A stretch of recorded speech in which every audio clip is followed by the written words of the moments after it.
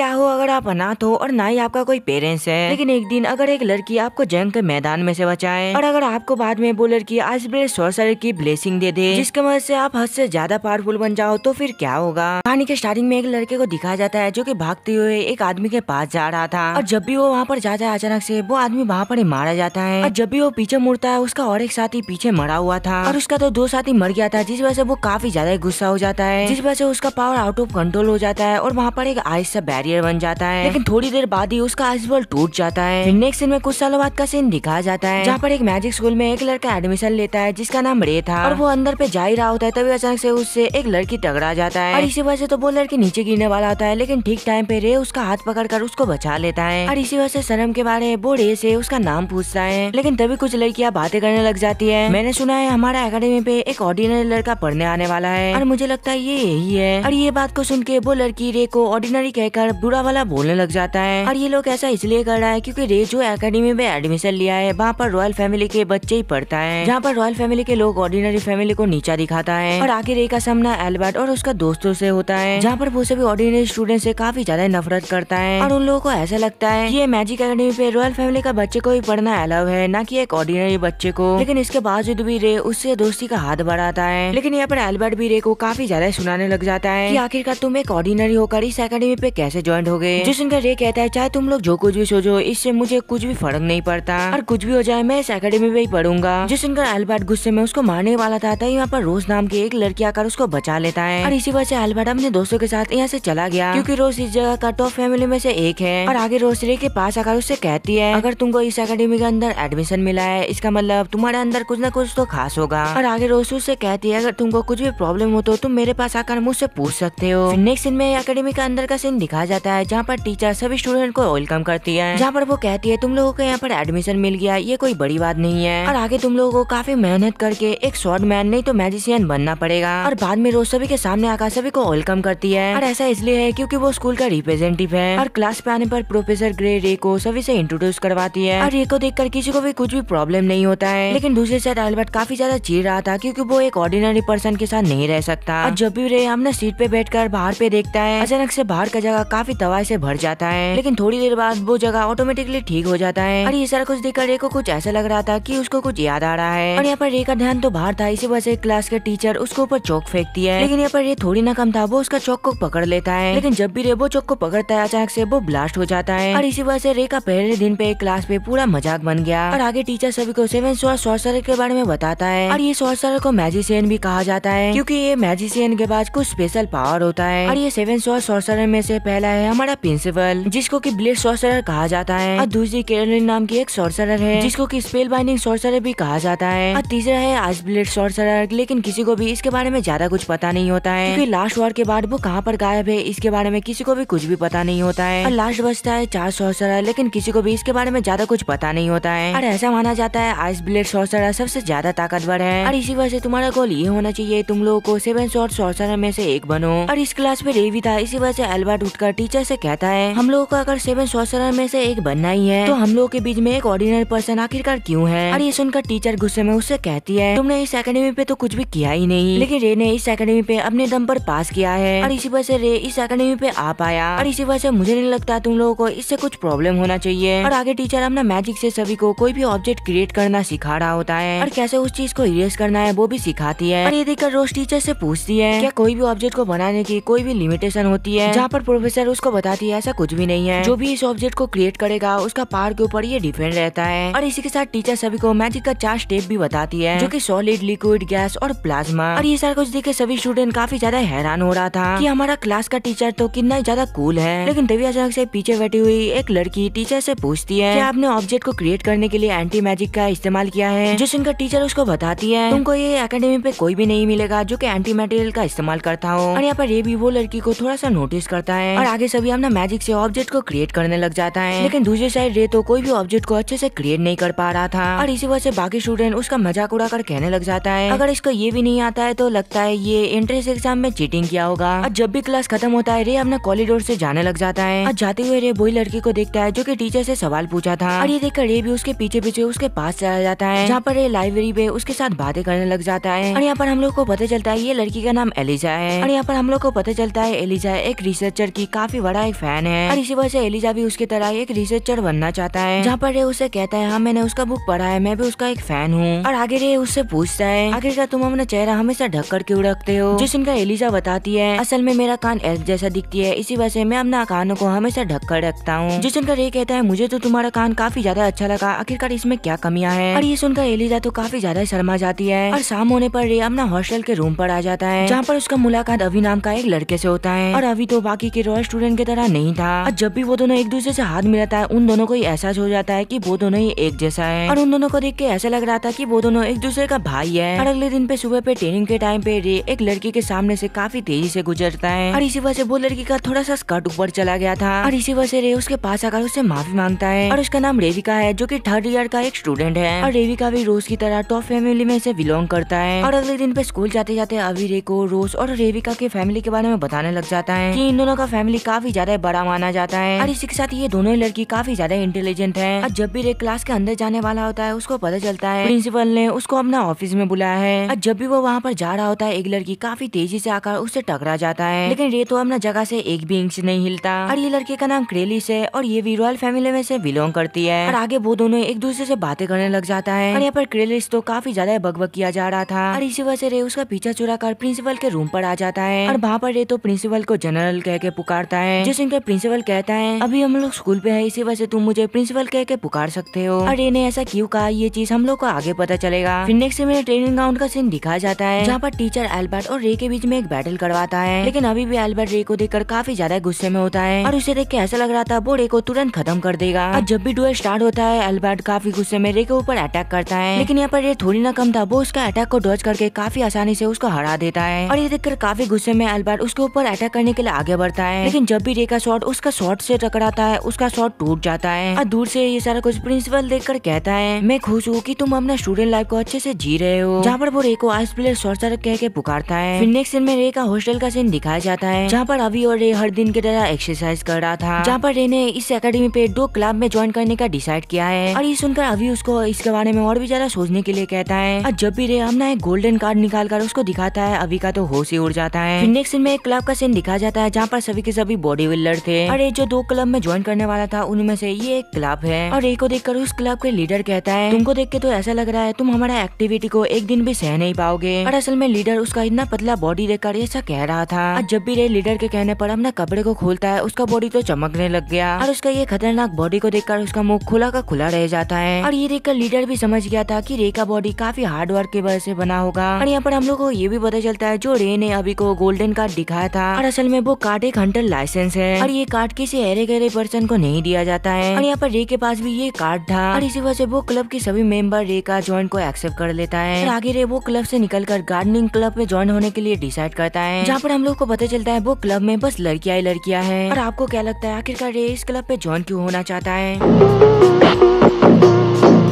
और यहाँ पर हम लोगों को पता चलता है वो क्लब की लीडर और कोई नहीं थी बल्कि रेविका ही है। और ये वही था जो कि सुबह सुबह रे ने उसका कपड़ा उड़ाया था।